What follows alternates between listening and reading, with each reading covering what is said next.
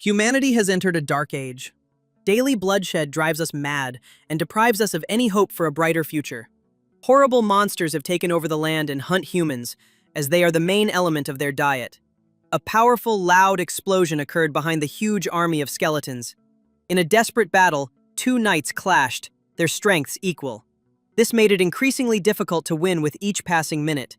Although both of their strength was already waning, they held on well. One of them was Eos, the Empire's mightiest swordsman, one of the few heroes still trying to protect this sinful world. The second one was nicknamed the Death Knight. Although he was human, he sided with the monsters who enslaved the world. However, in this battle, the Hell Knight proved more vulnerable. Eos split his helmet in two. His red, demonic eyes burned like pepper as the knight saw the world for the first time in many years, not through a helmet. Suddenly, their paranormal color vanished. Their gaze cleared, and their eyes returned to their normal color, light blue. The boy was stunned. He looked around in surprise. Meanwhile, the leader of all this chaos rejoiced in his lair.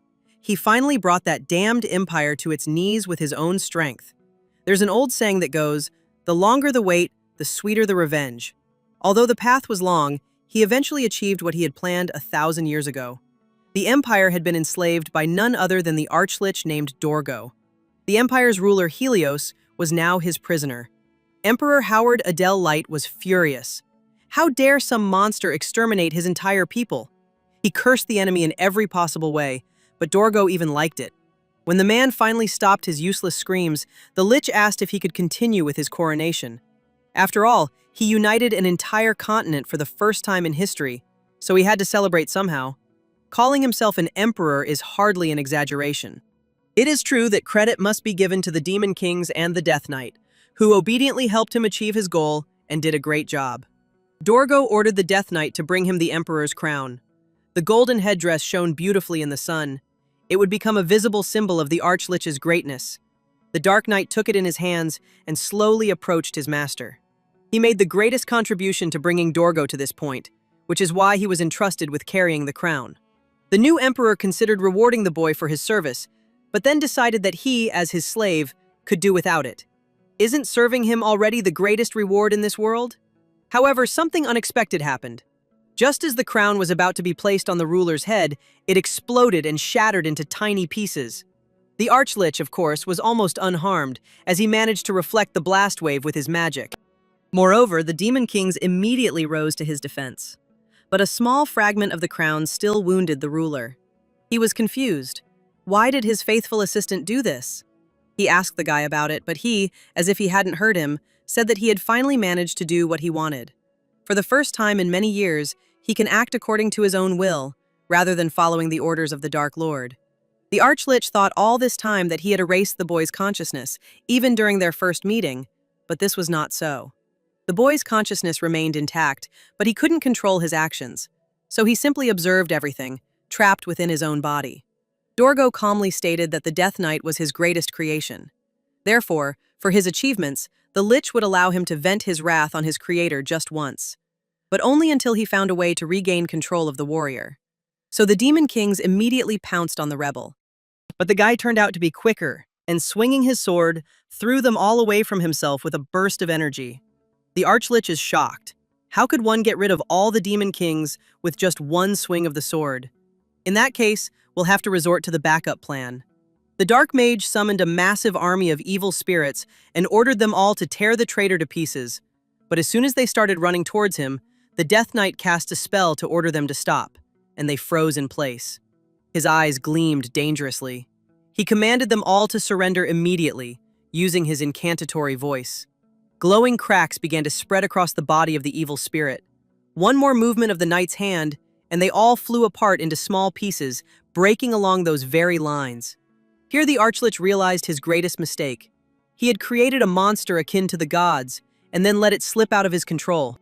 The only thing left for him to do was try to convince the knight not to do something stupid. And if that didn't work, tear him to shreds.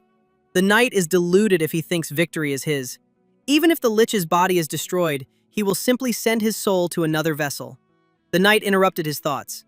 He said that all these years trapped inside this body, he thought of nothing but the desire to kill his master. The guy swung his sword, and suddenly, an incredibly powerful magical field formed around him, eclipsing the world around him with its light. In order to kill Dorgo, he created a sword technique that could cut even the soul. Even though the Lich thought that such a technique couldn't exist, he was still frightened by the magical flow that flew towards him. He tried to dodge, but a blue beam of light pierced his chest at high speed. At first glance, nothing bad had happened. Yes, a hole had appeared in his chest, but for him, an Archlich, that wasn't scary. However, only a moment passed and suddenly his body was cut by an unbearably strong pain. Dorgo suddenly soared into the sky, no longer controlling his body, and hung high in the sky. Boom! In an instant, his body exploded in a huge purple flash. The body was so shattered that the wind blew it away like dust in the air. Only the skull fell to the ground with a crash. The Death Knight looked down at this pathetic reminder of his shame and wished his former boss to go to hell. He fell powerlessly to his knees and bowed his head to the ground. Finally, it's all over. There's only one thing left to do: apologize to them. Even if he can only meet them after death. The people he so mercilessly killed in the past. He must ask his family for forgiveness. So the boy confidently pierced his own heart with a sharp sword. A sinner like him didn't deserve to live.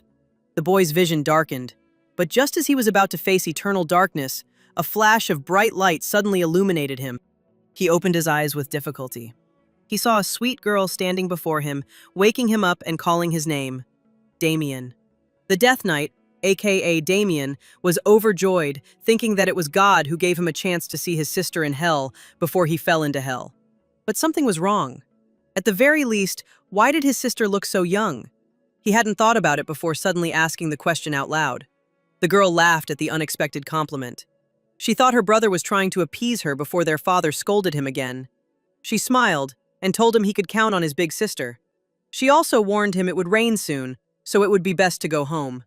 Damien sat down on the grass in surprise, and the girl, without waiting for him, ran into the estate. Damien froze. Why was their estate still standing? He clearly remembered destroying that mansion with his own hands. Maybe he's sleeping. Or is he having some kind of deathbed hallucination? Or perhaps the horrors he'd experienced over all these long years were just a figment of his sick imagination. A terrible dream? At that moment, Damien's eye fell on an ordinary stick lying on the grass. He picked it up and stood before the stone, as if holding a sword. The feeling seemed familiar to him. Then the guy got into an attacking position and made a powerful lunge forward. The stick's tip hit the cobblestone with a crack, so much so that it broke right down to the place that was the handle of the improvised sword. Damien felt a tremendous strength within himself and smiled slyly, understanding what would happen next. The boulder cracked into many small stones, and they flew in different directions with force from such a powerful blow from the guy. Damien took a deep breath, and his shoulders shook slightly. He burst into uncontrollable laughter, clutching his head in his hand. His ringing laughter sounded more like the glee of a madman. But just as suddenly as he began laughing, the boy suddenly fell silent and crouched down. He was breathing heavily, as if hunted. The gray clouds in the sky thickened, and it started to rain heavily, just as my sister had warned. Large drops of water ran down the young man's face, but he still couldn't come to his senses. This was definitely not a dream. He returned to the past, his carefree youth, before the world was consumed by suffering. Tears rolled down the boy's cheeks, mingling with the raindrops. However, despite the fact that there were no global catastrophes in this past, Damien had his own problems at this age. He had a special talent, the talent for tarnishing his family's honor. He did all sorts of stupid little things when he was drunk, and not only, he started fights, spent the family money on all sorts of nonsense. But his most fatal mistake was a fight with the son of the Marquis of Lionbloom. By doing this, he trampled not only his own future, but also the future of his sister. Because, to quell the conflict, she had to marry that very same Marquis's son. And he was a real dirty, boorish man. Then, he also borrowed money using their land as collateral, which caused major problems for the parents. So, the talent extended not only to the destruction of reputation and honor, but also to more significant material things. As a result, because of this talent, his own father kicked the boy out of his parents' house. Damien had nowhere to go, but it also seemed impossible to atone for all his sins. Before he left his parents' estate forever, only his older sister came out to see him off. She brought him some money so that he would have something to live on for the first time, and with a smile, she sincerely wished him happiness. Even though her life was ruined because of him, she always remained sweet to him. Damien reached for the bag of money with a trembling hand. A bitter lump of guilt and self-disappointment rose in his throat. Unable to even utter a single word of farewell, he grabbed the money and ran out of the house, rushing off into the distance, wherever his eyes looked. It was surprising that he had never experienced such feelings before, even when his parents scolded him, and he saw with his own eyes the detrimental effect he had on the family. The day he ran away from his family was the first time he understood what guilt and shame were. However, after that, much happened in his past life that changed him. How did he manage to get back to the past in the first place? He wanted to apologize to his family by sacrificing himself, but to actually turn back time. The clouds above Damien's head parted, and a ray of sunlight fell upon the rain-dampened clearing. Perhaps this was a divine gift. The boy's hands were still shaking after breaking the stone. As he'd expected, even such a simple technique was now difficult to use. He cast a spell on the stone called Wave of Destruction. This technique amplifies any knight's blow several times, or even dozens of times. He learned it during one of the battles in his past. After killing the knight nicknamed the Destroyer of the Castle Walls, suddenly Damien heard a child's voice behind him. A boy, slightly shorter than him and quite stocky, was running toward him. Quite a few years had passed since the boy had last been in the castle, but he managed to remember that this little one was his family's servant. Damien looked at him carefully, and even managed to remember that his name was Victor.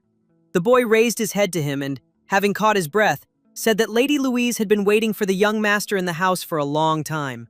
The lord, who was also Damien's father, was furious. The knight asked for the reason. Victor looked up at him, confused. Did the master really not understand? Be that as it may, Damien immediately went home. Viscounty Haxon. As soon as he entered the house, his father immediately attacked him with a sword and almost cut him in half. Luckily, Damien's mother and sister came to the rescue, grabbed the man, and tried to calm him down. Damien flashed back to the time when he'd caused a ruckus at a bar the day before and gotten thrown out. That's what his father was angry about. His father, Paul Absern Haxon, was already hot-tempered, but now he was ready to practically kill his son. But his wife and daughter wouldn't let him. However, suddenly they all froze at once, staring at Damien. Because they saw how he was shaking slightly and trying to hide his tears, lowering his head. They thought it was because his father was cruel to him. But in reality, he burst into tears because he missed them too much. Paul resigned himself and sheathed his sword, but asked his son what justification he had for his actions. He prepared himself to listen to another lie from his son, but he suddenly honestly admitted that he had no excuses. This greatly surprised the father, who was accustomed to Damien always denying his guilt. The knight himself understood this, but he was still upset when he realized how accustomed his father was to his excuses. Damien admitted that his mistakes had tarnished the honor of the Viscounty of Haxon. They were his fault. There was no room for excuses. Paul sighed heavily. He thought his son was simply trying to appease him so he could get away with it. But Damien apologized, bowed to the elder, and promised that he would make amends. He will correct the mistakes he made and restore honor to the family. Damien headed towards the front door to get to the job immediately. And before leaving, he promised that he would return soon and accept his punishment with dignity when he had fixed everything. When he left, the whole family looked at each other in confusion. The father assumed his son was delirious because he'd hit him on the head too hard. The first thing Damien did was go to a trading town called Landwork. Victor took him to the very bar from which he had recently been shamefully kicked out. The servant told me there were some bad rumors circulating about the bar. They said the syndicate itself was backing them, and he was worried something bad might happen. Damien passed by and said that if he was afraid, he could return to the mansion. But the servant couldn't leave without his master. Then Damien calmed him down and said he only planned to sincerely apologize to the owner of the establishment. What could happen? Victor did not stop him and prayed that everything would go smoothly. Damien walked around the corner and headed straight for the entrance to the bar, looking around the town square, which he hadn't been to in many, many years. He is still not sure how he managed to return to the past. But since God gave him a second chance, he will not allow himself to hurt his family again. He will correct all the mistakes of the past one by one and stop creating new ones. There were 2 strong security guards standing in front of the entrance to the bar. They immediately recognized Damien and rudely asked him why he had returned here. They had warned him never to come back. Damien doesn't remember them well, as many years have passed, but they seemed strangely familiar. The guy smiled affably at the guards and said that he had come to apologize to the owner for what he had done last time. The guards looked at him as if trying to figure out if the guy was lying to them. The sudden apology made them laugh, but one of them promised to convey his apology to the boss. They thought Damien was the eldest son of a bad family, but apparently, he's a little better than they thought. And they should have stopped there, because after that, the guys started making fun of Damien's family for all the times their reputation plummeted. One of them even slapped Damien on the cheek and, laughing, said that he could convey his apology only on one condition: if he shows them his pretty little sister and introduces them to her. Then Damien couldn't take it anymore and snatched the dagger from the hands of one of the guards, who was threatening the guy with it. He really hoped to just apologize and go home, but apparently these guys don't understand in a good way. They started shouting at him, but then Damien suddenly swung his dagger. With one movement, he chopped off the hand of the guard who tried to touch him. He fell to his knees and howled from the unbearable pain in his arm. The second one immediately drew his sword from its sheath in fear and took up a defensive position. Damien looked at them angrily and said that now he would show them what kind of hooligan the eldest son of the Viscounty of Haxon was. Victor, meanwhile, stood nearby in the shadows and almost fainted when he saw what had happened. He thought that the gentleman would sort everything out and not make things 100 times worse. Several people came running to the noise, interested in watching the exciting fight. While one guard was still knocked out, his friend stood up to defend his comrade. The man showed the younger man his hand and told him who they were. They were members of the Black Snake, and no one had ever gotten away with a conflict with them. Damien thought for a moment, then remembered what the man was talking about. The Black Snake was an organization that began to expand its influence in landwork around this time, and this bar was one of those they had their eye on. The conflict arose because the guy complained about the expensive food, and not only was he not listened to, but he was also beaten for his insolence. Damien asked them to stop and promised to pay for the food, but these same guards continued to mock and ridicule him in front of the crowd. If you think about it, it was they who should have apologized to him, not him. The guard looked sternly at his opponent and said that he would not be soft with him just because Damien was from nobility. That's why he immediately pounced on the guy, not expecting any response from him.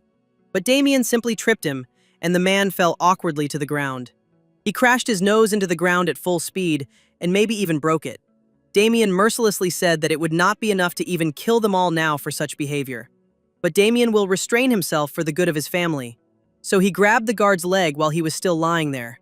And he cut his foot so that he could no longer walk normally. He collapsed in pain next to his comrade. The brown-haired man thought that that was it. He had dealt with the security, but it was not to be. 4 more hulks with swords ran out of the bar. Backup arrived.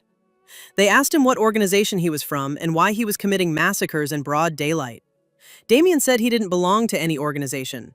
He came here to apologize, but then realized he owed someone an apology for the mistreatment he'd received. That's why Damien is going to file a complaint against the owner of this bar and ask to be taken to him. But the guards did not believe him, and the leader of the 4 ordered his comrades to seize the insolent man. All 3 of them attacked one person at the same time, which was quite low, but no one cared.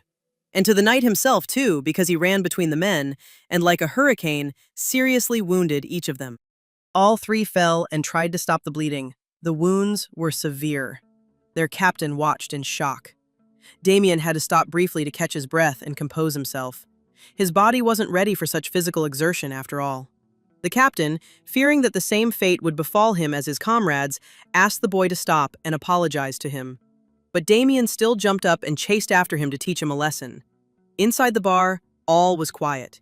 Men lounged at tables, drinking merrily, while friendly waitresses served the guests. But everything was calm until the front doors swung open with a bang, attracting everyone's attention. The security captain stood at the threshold, his eyes staring lifelessly ahead. He was still alive, but he was badly mauled, and there was a guy standing behind him holding a knife to his neck. As soon as he let go of the captain, he fell to the ground like a sack of potatoes. Damien had gone a bit too far.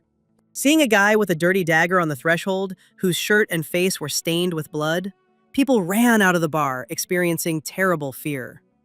The guy was even happy about this, since, firstly, there would be fewer witnesses in the bar, and secondly, more space for a fight.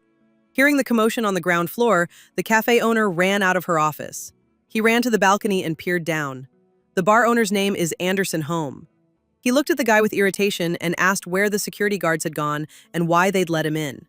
Damien said that he dealt with the guys outside, if, of course, the owner means them. Seeing the exhausted captain on the threshold, Anderson realized it was true. But who was he to defeat the members of the Black Snake? The owner angrily asked who he was to disrupt the order of someone else's establishment. Damien introduced himself. He said that he came not to disturb the peace, but for simple words of apology from a man. The bar was overpriced, he made a remark, and they beat him up and threw him out. Because of this, everyone around him now considers him an alcoholic and a troublemaker. And his family lost too much, including their reputation, because of this incident. So the guy was furious, and a public apology was the least Home could do for him. The owner laughed and asked if his family still had anything to lose. As he had heard, the Vice County of Haxon no longer had any honor to lose. Did the boy really think he'd run to apologize at his command?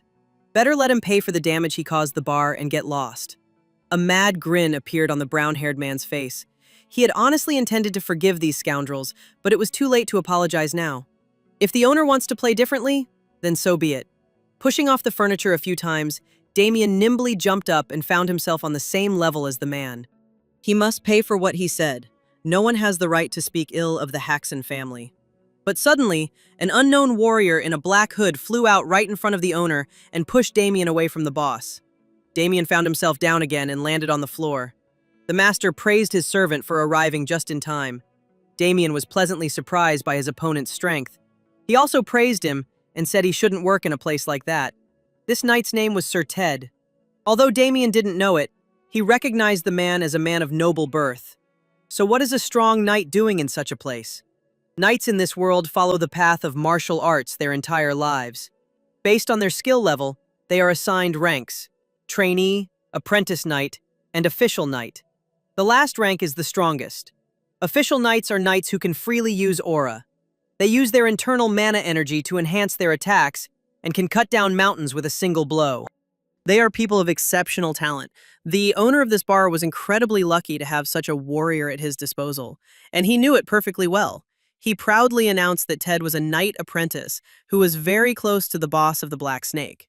This explained to Damien where the boy got such abilities, and the voiced rank explained to him what kind of weak aura he felt from the enemy when they collided. Ted tensed up. How could he sense some kind of aura if the knight hadn't even materialized it? However, Damien now understood why the knight worked in such a place.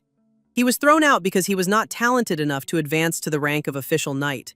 This statement deeply hurt the knight and pressed on his weak spot, so that he was instantly filled with hatred for the upstart. Now he himself had a reason to kill Damien and rip his chattering mouth apart.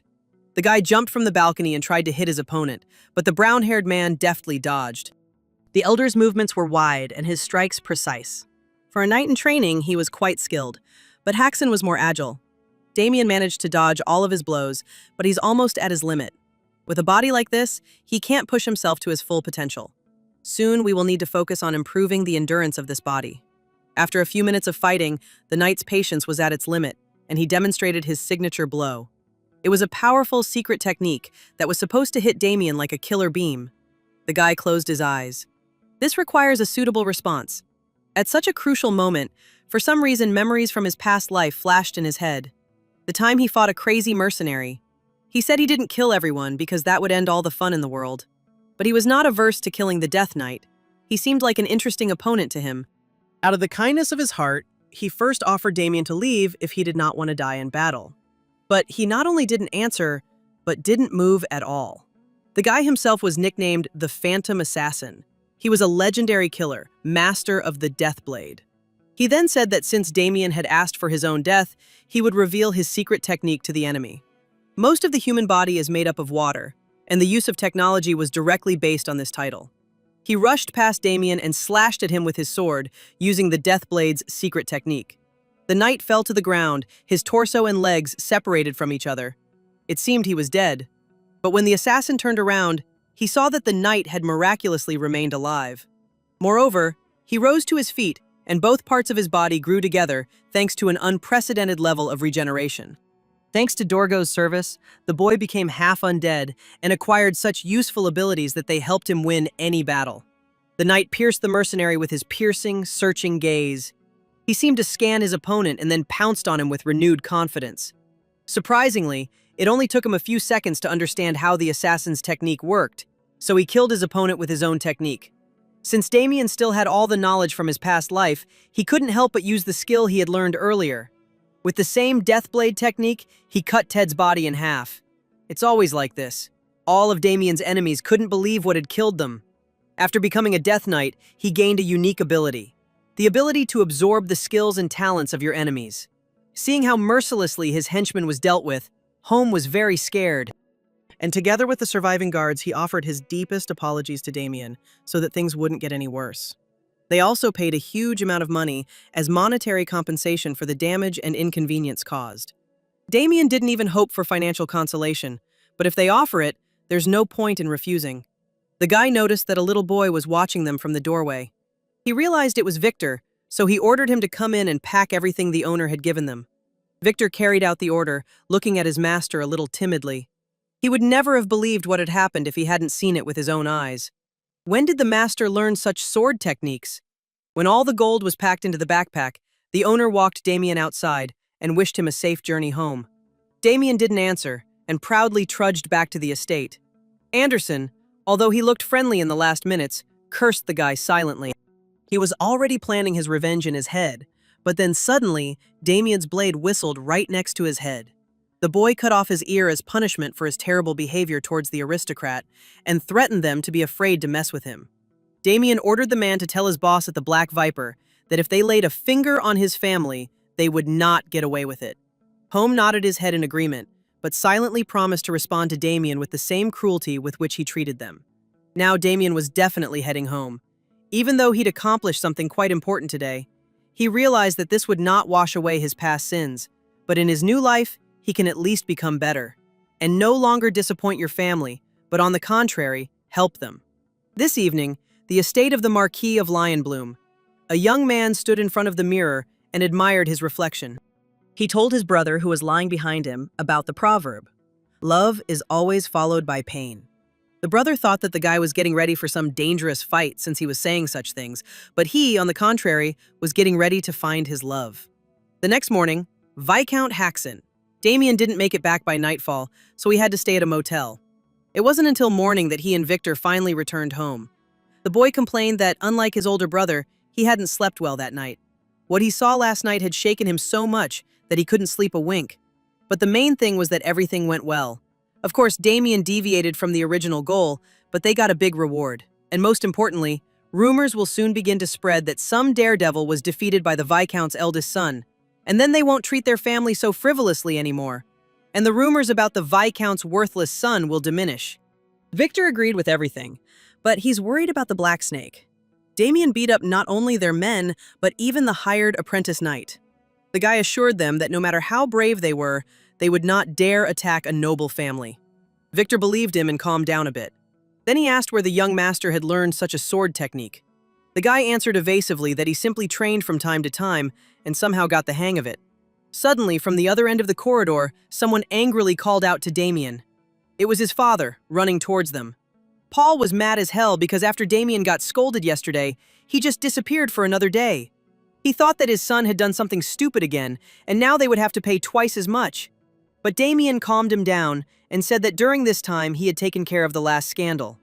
Victor opened the bag of gold and showed his parents what they had brought back from this trip.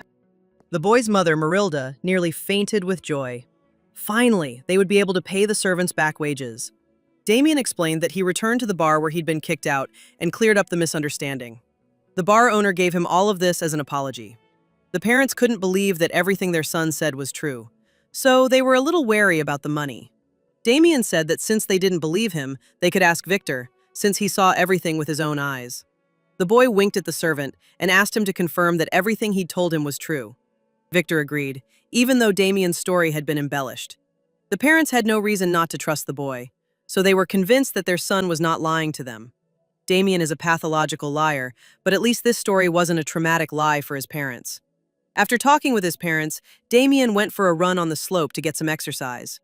He'd only run a short distance, but he was already out of breath. His body was too weak and slow at the moment. He has so much to do, but it's impossible in this state. That's why the guy got hold of a very tempting elixir the day before. In his hands was a small bottle of tonic created by the Alchemy Academy to increase stamina and energy. He took it from the bar owner when he was choosing what to take from him as compensation. The Academy of Alchemists is a group of specialists who are engaged in the creation of various tonics. Their tonics are said to sell for the same price as precious stones. So Damien was very lucky that such a find fell into his hands for free. He didn't wait for the right moment and immediately drank the entire bottle to the bottom. A feeling of uncontrollable strength and energy immediately spread through his body. This thing is very powerful. If he wants to become stronger as quickly as possible, he must first develop endurance. He must return to the same level he had in his past life. At that moment, he remembered the main reason he was doing all this. Dorgo. In just a few years, the undead created by this bastard will come to this world. The guy needs to have time to gain strength by that moment and kill him before tragedy occurs. Only then will he be able to protect his family's happiness. This time he will finish off Dorgo. So, without wasting any time, the guy ran off to continue training. That same night, on the outskirts of the city, Landworks, the Black Snake's hideout. It turns out Ted wasn't dead after all. His limp body was brought to the Black Snake's boss to see what to do with it. The man said the guy was completely useless now. Too bad, he was the best they could hire. The boss, Cedric Walker, looked like he had never held a sword in his life. He ordered his henchmen to throw Ted out and not even send him for treatment since they no longer needed him. They can buy any knight to replace him if they pay enough. The wounded Ted used his last strength to get to his feet. So that's how it was. He gave his all to the organization, did not spare his health and life, and now the boss is even mocking him? The man was amused that the boy could still stand on his feet despite such an injury, so he suggested that the knight recover, and then they would hire him again. But Ted, hearing how mercilessly they were going to get rid of him, was not prepared for this. He became very angry and attacked the man with a sword. But suddenly, some dark magical tentacles grabbed his leg, and Ted was unable to reach the leader. In just an instant, those tentacles grew even larger, and they grabbed him so tightly that the boy couldn't move. It took Ted a moment to realize that it was the magic of some mercenary standing behind him. He was supposed to become a new member of the Black Viper. So the boss decided to take advantage of the opportunity and suggested that he show what he could do on Ted. The wizard obediently set to work and whispered some strange spell in a language incomprehensible to those around him. At that moment, Ted felt like he was in some kind of nightmare. Not only was he bound by some tentacles of black material, but strange things appeared around him. The magical jaws pounced on him and tore the poor guy into little pieces. Having dealt with the knight, the wizard received his contract. His first task was to eliminate the man who had damaged their reputation. The boss said the more this man suffered, the higher the magician's pay would be. The man was talking about Damien. The magician immediately received an advance payment and promised to ensure that the revenge was carried out perfectly. While the enemies were plotting their devious plan behind Damien's back, he continued training. It's only been a few days, but his endurance has already improved significantly, and his muscle mass has increased thanks to intense training. He reached for his water bottle to take a short break mid-workout. He thought it was strange that nothing had happened in the last few days. He'd thought the Black Snake would come for him. Suddenly, he heard something stirring in the bushes next to him. Could he really be right? Were the enemies coming for him? Damien made a sharp leap towards the bush and grabbed the man hiding there by the neck.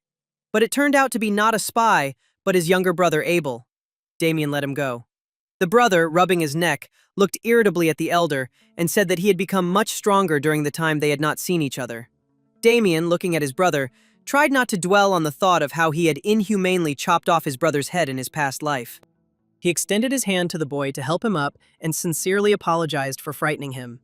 Abel initially wanted to use the helping hand, but then turned away offended and said that he did not come for an apology. His father told him that Damien had received an apology at the bar, but he had also heard that there had been a fight at the bar in which many people had been injured. Abel didn't believe in his brother and thought there was no way he could have emerged victorious. Could he really be deceiving them? Damien confidently said he hadn't lied to his family. He had truly defeated them. Abel yelled at him and said that the elder didn't even know how to fight, so how could he win on his own? Maybe he hired someone. Damien protested, but the boy didn't listen. In any case, he shouldn't do anything that could negatively impact the family. His brother's harsh attitude could have upset Damien, but he understood that the younger brother was simply very worried about his family. So he stroked his diligent brother with a smile, even though he didn't like the gesture. Damien laughed and promised that from now on he would do nothing that would bring trouble to the Haxons. At that moment, Victor came running and called the young men to him. He said that they had very bad news, and the brothers immediately stopped arguing, turning their attention to the servant. Hearing what happened, they both immediately ran inside the estate and burst into the living room. There at the table, their parents and a fair-haired guy who had dropped in to visit them were drinking tea. This guy was Erwin Lionbloom, the same Marquis's son with whom Damien had recently fought. Damien hoped that the guy would keep this situation quiet, but this slimy guy deliberately made the story public to harm him. The incident they were talking about took place at a recent banquet to which both boys were invited. At that banquet, the blonde insulted not only Damien, but also his sister, while believing that he had said nothing of the sort. But Damien wasn't about to tolerate such humiliation. The blonde laughed at him and said the guy was too drunk to do anything. He leaned closer to his opponent and called him a brainless idiot, thinking that Haxon would not have the courage to answer him. Damien shouldn't have given in to his provocation, but his emotions got the better of him, so he punched the vile aristocrat in the nose with all his might. Damien then found it strange that a man close to becoming a knight would allow him to beat him up so easily. He guessed that the guy did it to ask the Haxon family for something in return, to hush up the conflict. The scoundrel confessed to Damien's parents that he had always admired their eldest daughter, Louise. Therefore, in connection with recent events, he asks them to give their consent to his wedding with the girl. The whole family was shocked. They were going to give their beautiful little girl to such a scoundrel? History repeats itself. In his past life, Erwin also took advantage of the fact that their viscountcy was poor. Despite the fact that this wedding would have really helped to pretend that nothing had happened, the father of the family did not give his consent. This greatly angered the Marquis's son. Paul said that his daughter already had a fiancé. Erwin didn't want to hear anything about it. How could the Haxon family then cope with his family's wrath? He gave them an ultimatum. Either they give him Louise, or their family would face dire consequences from the Marquis. The Lionblooms are one of the most powerful noble families in the kingdom, but the father cannot allow this notorious scumbag to take his daughter. Paul didn't have time to answer him when Lady Louise suddenly entered the room. She said that she accepted the guy's proposal. Her father and brother tried to stop her, saying she was making a terrible mistake. They could fix it another way. But Louise remained adamant, despite the fact that she herself understood what this decision would mean for her. Even in this life, she is ready to sacrifice herself to save her family, and first of all, her brother. Erwin smiled contentedly and said that Louise was quite a wise girl. He approached her and promised that he would soon send an official request, and they would have time to discuss all the details later. But Damien interrupted his speech and stood between the scoundrel and his sister. Erwin mockingly patted the guy on the shoulder, not once being afraid of him, and jokingly called him his brother-in-law. Louise watched with horror as her brother's mood rapidly worsened. With each passing second, it became increasingly difficult for him to control himself. The guy whispered some kind of threat, but Erwin didn't hear him. Then, instead of repeating it, Damien went and hit him so hard that his jaw cracked. He shouldn't have fallen for Erwin's provocation last time, but this time the bastard deserves to get what he deserves. Damien cannot stand by and watch his sister's fate crumble. In her past life, after Louise married Lionbloom, she and Damien rarely saw each other. But one day, Louise came to visit. Damien joyfully ran to the room where his sister and her husband were, but did not have time to go inside. Because I unwittingly witnessed their quarrel. That idiot Erwin grabbed his sister by the hair in a rage and shouted loudly at her. The quarrel occurred because the girl was already tired of this constant bullying and beatings and threatened to run away from her husband. Of course, this made him furious. So he took her to a secluded room and beat her even harder than usual, to remind her that Louise was nothing but his property. Damien stood outside the door, watching in horror as his sister was being beaten. He couldn't find the courage to intervene and pull the abuser away. It's his fault. Because of him, Louise was taken away. Because of him, she suffers so much. In his past life, the guy had to live with this feeling of guilt all his life, but in this one, he will not allow this to happen again. So Damien punched the would-be groom and firmly said that Louise would never belong to him. Erwin's bodyguards came running to the noise to check what had happened. Seeing their young master lying on the floor, the guards became seriously angry. Erwin's personal guard stood by him like a mountain, so they immediately drew their swords and approached the younger Haxon. Erwin sat up on the floor, coming to his senses, and an evil laugh escaped his lips. How dare such a weakling hit him in the face, not just once, but twice? He took out his sword and assumed that Damien had a strong desire to die to have gotten involved with him. Irwin's guards ran forward and shielded him, saying that they would deal with the offender themselves. But Irwin ordered them to leave because he himself wanted to teach him a lesson. One of the knights said that this was wrong. They must protect him. But he got caught in the heat of the moment, and Irwin irritably threw him into the wall nearby. He said that he would deal with it himself, so he will. He walked closer to Damien and asked how Haxon was going to handle this situation. Louise was seriously scared. Now the guy definitely wouldn't leave Damien alone. She screamed and asked the blonde to stop, but Damien covered her with his hand and gently asked her not to interfere. He smiled at her and said that everything was fine. He would figure it out himself. It's enough for his sister to sacrifice herself for him. Damien challenged Irwin to a duel. If Irwin won, Damien would do whatever he was told. But if Damien won, Irwin would forget about the incident. The blonde said that these conditions were not favorable for him, since Lady Louise had already agreed to marry him. Damien then decided to provoke the guy and asked if he was simply afraid of losing the duel. Irwin had been thinking for a long time about how to pay Damien back for the humiliation, so this was the perfect chance. That's the only reason he agreed to the fight, to cripple Damien and take his sister for himself. They had a duel in the backyard of the mansion at sunset.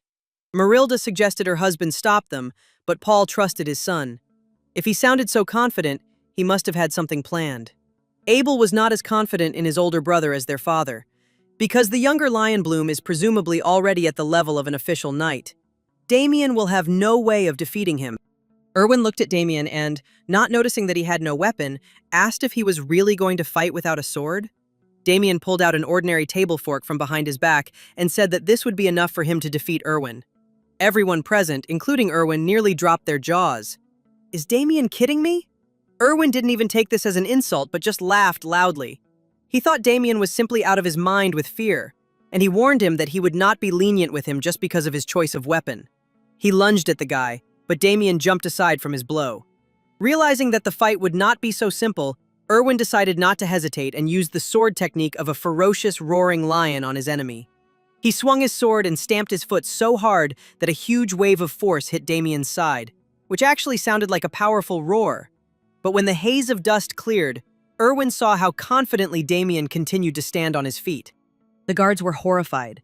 How could he possibly have survived one of their master's most powerful attacks? In such a short moment, the brown-haired man dodged all the movements of his sword of a fierce, roaring lion. Damien was pleased to see his opponent stunned. It all came down to his training over the past few days, as well as the perfect analysis of the Lionbloom family's sword art, which he conducted in his past life while fighting Michael Lionbloom. Yes, during the regression, Damien managed to fight with his older brother, and Irwin is much weaker than him. Irwin materialized a powerful force field around himself and said Damien was just lucky to survive. But let's see if he can avoid the next attack. The monstrous aura of the boy's sword made Damien tense up, but he kept his head cool and quickly came up with a way to respond to this attack. The holy sword technique is ideal for him in this situation. Their weapons clashed, if a fork could be called a weapon at all, and the loud clang of iron deafened the knights. Damien stopped his opponent's sword by trapping the blade between the tines of a fork, and he abruptly threw the enemy's sword aside when he didn't expect it. With his strength, Damien could easily finish off the braggart with that very fork. He made a powerful lunge forward, plunging it into Irwin's throat, and he almost went to his ancestors out of fear. Everyone around was afraid for Irwin's life, even the Haxon. But Damien deliberately stopped the fork so as to only cut the Marquise's neck with one prong. The blonde jumped back in fear and fell to the ground. He looked like a hunted animal. Killing him dozens of times for bullying Louise wouldn't have been enough, but Damien stopped for the good of his family and spared him. He looked sternly down at the boy, who was distraught with fear, and said that the winner had been determined. Irwin's heart sank so much that he was unable to utter a word in response. And Damien ordered the blonde to get off his land as agreed. And that was the end of it. The next day, the entire Haxon family had breakfast at the same table. Damien was the first to leave, saying he was going to morning training. The table remained quiet. They all seemed tense. Marilda was the first to speak. She asked her husband if perhaps he could talk to Damien about what had happened yesterday. And it wouldn't hurt to do the same with Abel, because he's become somewhat absent-minded. Apparently, he's too shocked by his brother's sudden transformation. But the head of the family asked them all to calm down and not press Damien with questions. He would tell them everything when he wanted to. Even though the father didn't show it outwardly, he was also terribly curious about where his son got such incredible strength. But after yesterday, Damien scares him, so it's probably better not to pester him with questions about this. Meanwhile, Damien prepared for the upcoming workout. For maximum effectiveness, he wore 10-kilogram ankle weights on each leg. But before he could go out into the yard, his sister ran up to him. She was overjoyed to have managed to intercept the boy before training. She was clutching some kind of sword in her hands.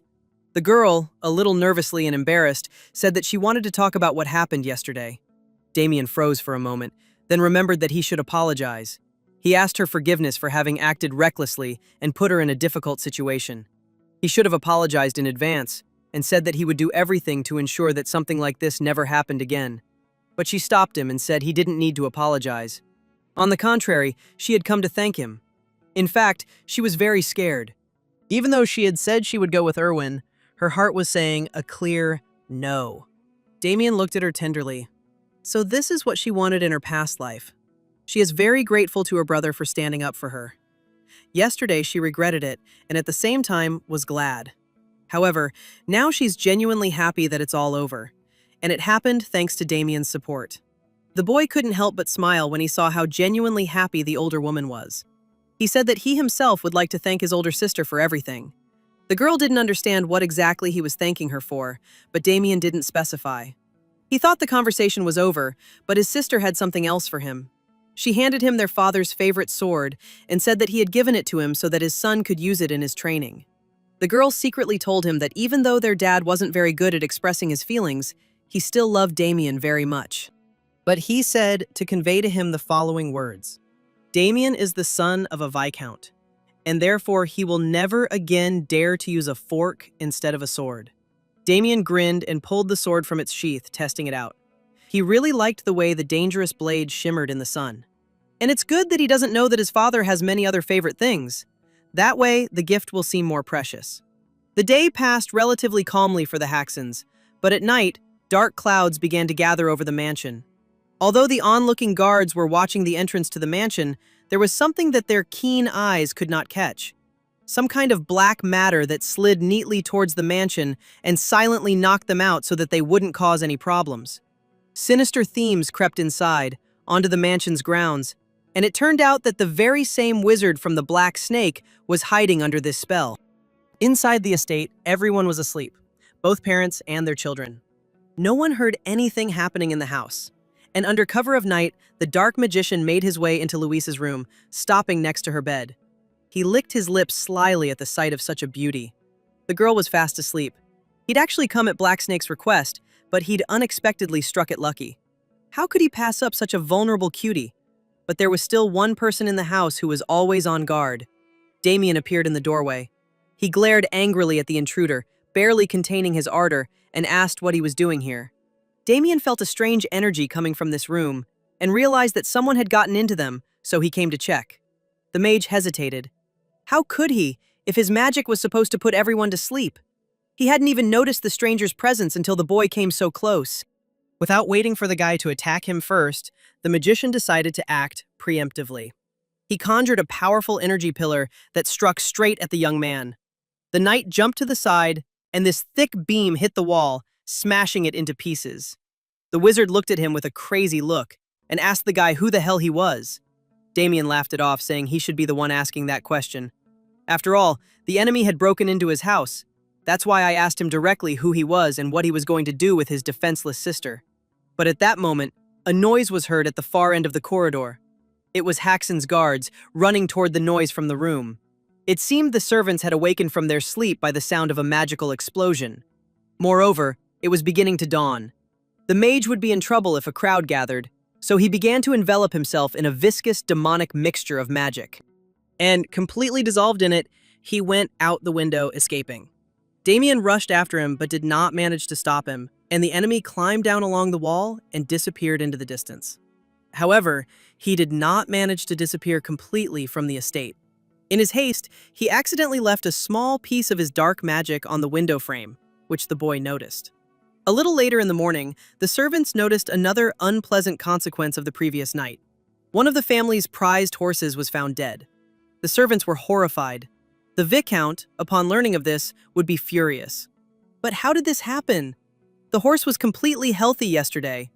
At that moment, Damien appeared behind them and frightened them with his sudden appearance.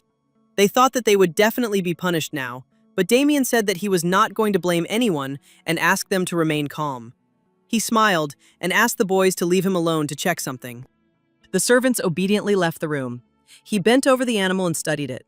It still bore the trace of energy it had lost the night before, but had now regained. There is no doubt about it, this sinister energy is definitely dark magic, and it belongs to their uninvited guest. This means a dark mage visited the estate last night. Damien pieced together the full chain of events in his head and came to the conclusion that his family still knew nothing about what had happened. And he decided that he would not bother them, but would try to sort out the situation on his own. He focused on the trail of dark energy, which remained quite visible, and decided to follow it to find the mage. Meanwhile, the villain reached his sinister lair, which was hidden in a cave in the forest. Inside, he found something like a secret laboratory.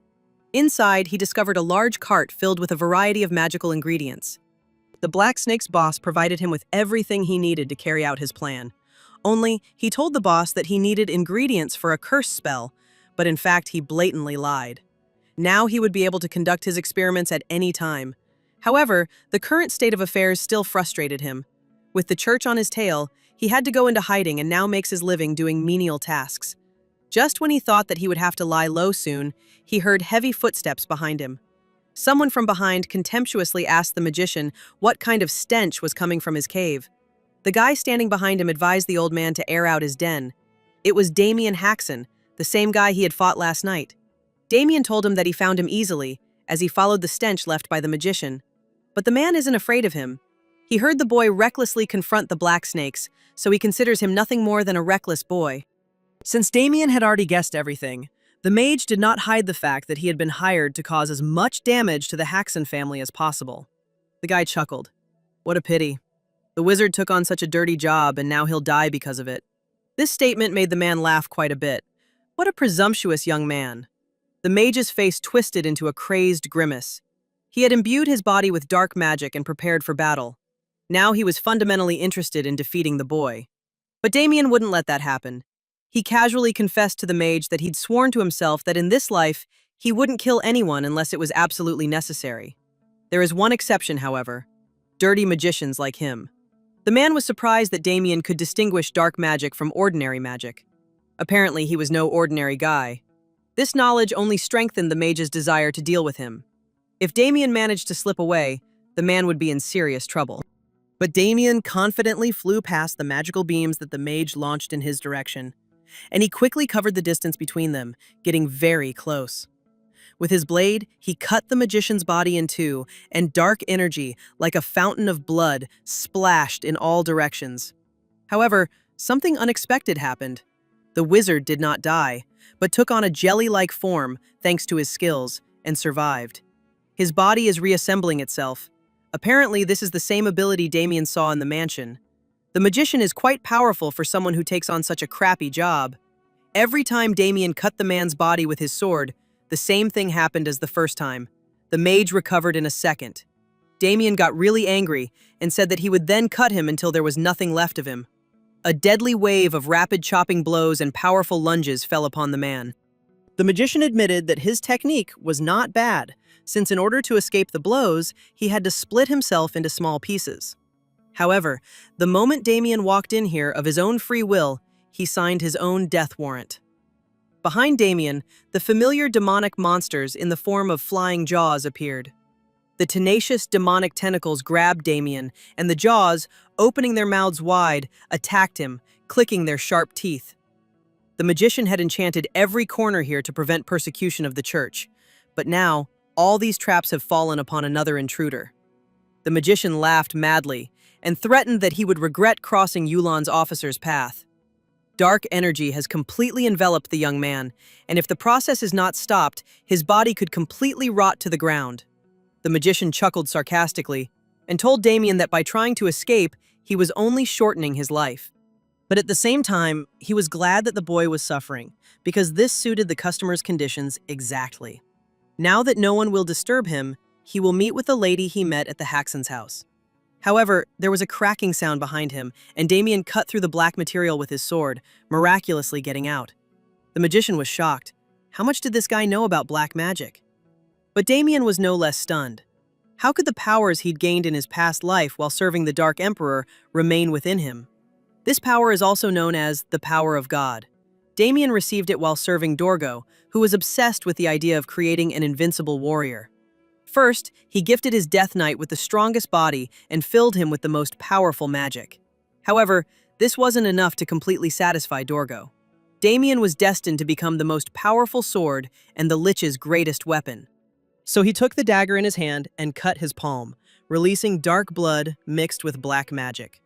Reaching forward, he bestowed his power upon the knight, transforming him into the ultimate weapon.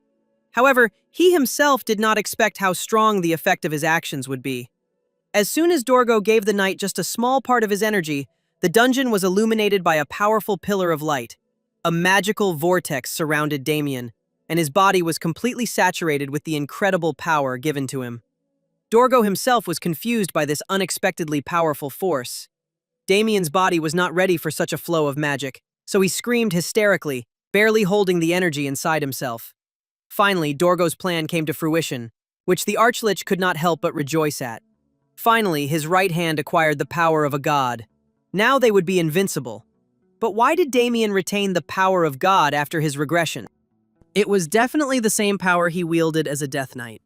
He didn't have time to think about it as a new wave of magical attacks rained down on the captive. Damien pushed off the ground with force and jumped over the magical stream. The magician ordered him to answer. How did the boy survive his spell? He answered evasively that everyone has a couple of hidden cards up their sleeve. What interested Damien more was that the magician identified himself as Yulan's officer. The boy had heard of Yulan. It was an organization specializing in assassinations using dark magic. It's no wonder he's so talented. But what made him leave? Something about Damien's behavior struck the mage as odd.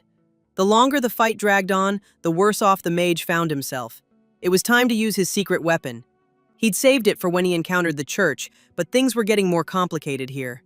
The magician had a magic bracelet on his hand, which served as his secret weapon. Everything around suddenly became illuminated by a powerful green flame, and Damien noticed that a huge amount of dark mana was emanating from the bracelet. There must be an artifact hidden in his bracelet that stores mana. The wizard cast a huge, bloodthirsty, ugly monster in the sky, which was about to pounce on the guy. After many threats, the magician finally ordered his creation to brutally attack the enemy, and he took off, leaving behind only a long, glowing trail in which Damien disappeared. The mage breathed a sigh of relief. Damien had been touched by hellfire, which burns forever, even after death, meaning the boy was definitely finished. But that was not the case. Suddenly, Damien's voice was heard from the flames. The mage's eyes widened in fear. But how was this possible? How strong was this young man? Damien stepped forward from the fire and said that the magician still didn't understand anything about him. God's power does not cancel out magic. It completely absorbs all dark mana. The magician was already in a real rage. Who was he that he possessed such terrifying power? Damien readied his sword and said it was none of his business. How angry it is for the boy that he must use the power given to him by the one he hates the most. However, for the kill now before him, he has no choice but to use the Death Knight technique. Damien used Sword Aura, a technique that only those who have reached the level of Sword Master can use. He swung his blade and slashed straight ahead with all his might. It was a soul-rending cut. The blade pierced the enemy's forehead, and unbearable pain pierced his entire body, so intense that his eyes nearly popped out of their sockets. The sorcerer was thrown back by the powerful blast wave from the magical strike due to inertia, and he fell limply to the ground. The magical field he had created around him gradually weakened and began to fade. But the sorcerer wasn't dead yet. Damien needed him alive to get information, so he moved closer. And he said that he would ease the old man's suffering if he answered him one more question before he died. Where is the Black Snake's hideout? He had no choice but to answer. The next day, Damien set off by cart to a trading town called Landwork. On the way, Victor asked the gentleman if something had happened. Why had he decided to return to Landworks? They had been there recently.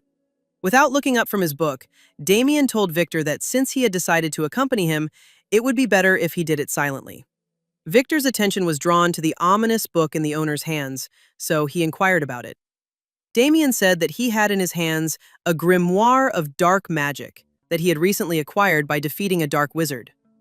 Victor frowned and reminded that dark magic grimoires were very dangerous and difficult to obtain. He also noticed that a strange, musty smell had become stronger inside the cart. He had been stalking them the entire trip, but now he had become completely unbearable.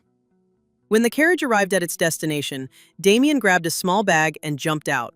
The strange smell emanated from this bag. Damien handed it to the servant and said that he had one task for the boy. He suddenly told the servant that there was a human head inside the bag. Victor didn't believe it and said that he wasn't such an idiot as to fall for such crude jokes. But when he opened the bag, he was convinced of the gentleman's words and fearfully threw the bag back to him. Damien calmed the frightened boy and asked him to be quiet because people were looking at them.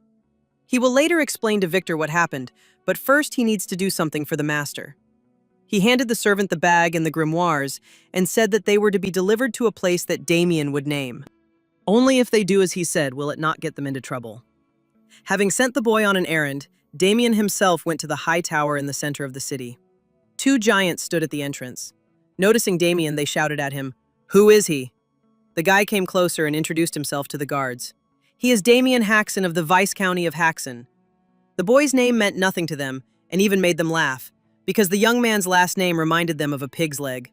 Suddenly, it dawned on one of them that the name sounded familiar. It was the guy their boss had told them about. Damien told them that he had business with their leader, so he asked them to let him in quietly. One of the guards also calmly replied that Damien could pass, and he was glad that at least someone was listening to common sense. But the very next second he realized that this was not so, when the second guard threateningly fired his pistol into the sky. It turned out to be a flare, so at that very moment, the sky above their heads turned red. Dozens of people who had been hiding in the shadows suddenly poured out from all corners of the square. Damien found himself surrounded. The guard said it was a welcome gift prepared for Damien by their boss. But of course, this didn't cause the slightest alarm in the young man's soul. He smiled and said that the bandits would regret what they had done.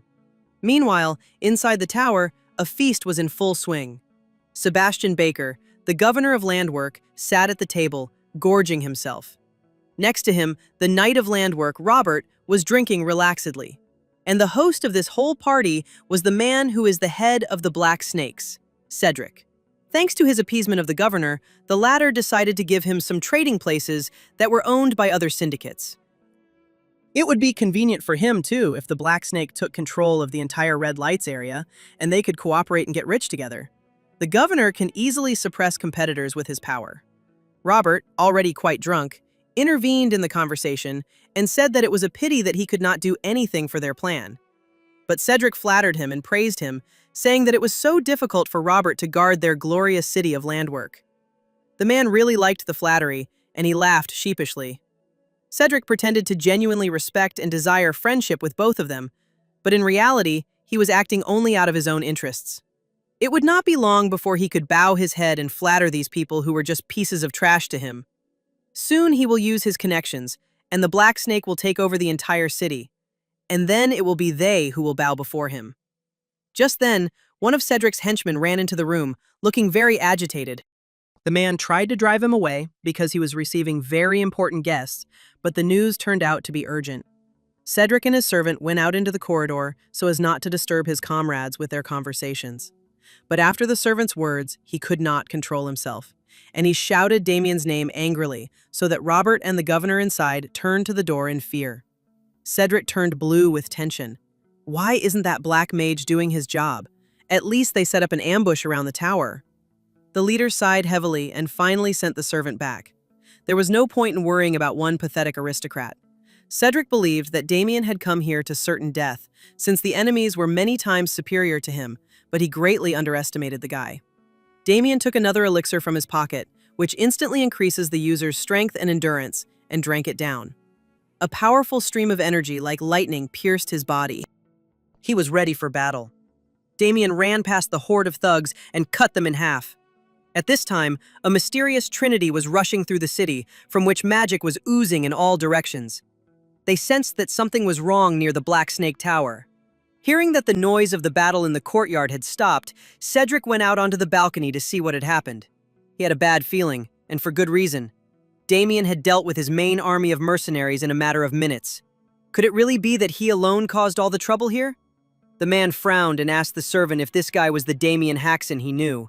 The servant confirmed it. Rumors said he was a viscount's worthless son. Cedric never imagined he was so capable. Since the brown-haired man has already reached them, does this mean that the dark magician he sent was also removed? After pondering some thoughts in his head, Cedric ran back into the tower. Although Damien had dealt with the mainstream of warriors, that was not all. There were several wizards on the roof of the house next to him who attracted his attention. One of them immediately shot a conjured ball of fire at the guy. Damien bravely dove into the fire, not fearing harm to himself. His self-confidence made the sorcerer laugh. Did he really think he could do anything with a sword against a fire spell? But Damien used a secret move, Infinite Thunder Shadow Reveal. He successfully caught the movement of the fire with his blade, turned it with the blade, and directed it in the opposite direction. The fireball ricocheted straight into the roof of the house, followed by a loud explosion. Now he was definitely finished. Even the wizards, scorched by the explosion, were already defeated. Now it's time to find out who this so-called Black Snake boss is. But Damien didn't have time to do this, because at that very moment, someone attacked him from behind. The guy jumped back, and the warrior who wanted to hit him with his fist rushed past. They stood face to face and looked each other over quickly and scrutinizingly.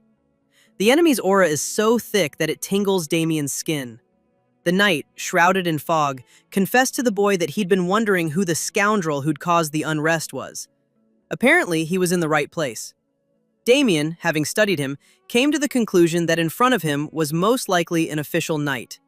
After the Black Viper team was defeated, Robert called upon a squad of soldiers responsible for maintaining public order to help.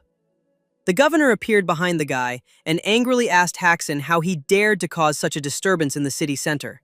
He, Sebastian Baker, would make sure he received the punishment he deserved for disturbing the peace.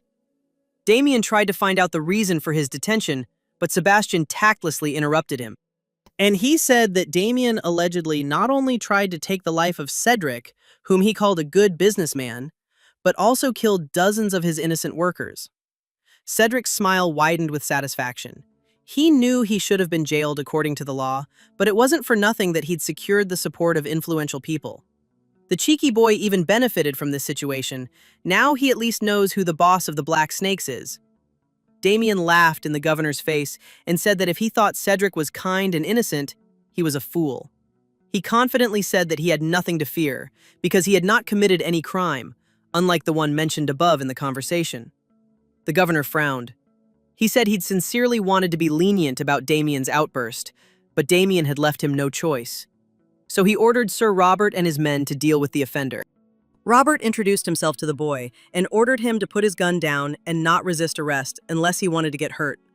But even then, he didn't see a grain of fear in the guy's eyes, so he asked if he was that brave or stupid. Haxon looked at him askance and said he was just very confident. The knight's patience ran out. He activated his deep mana supply and struck Damien's spot with his glowing sword.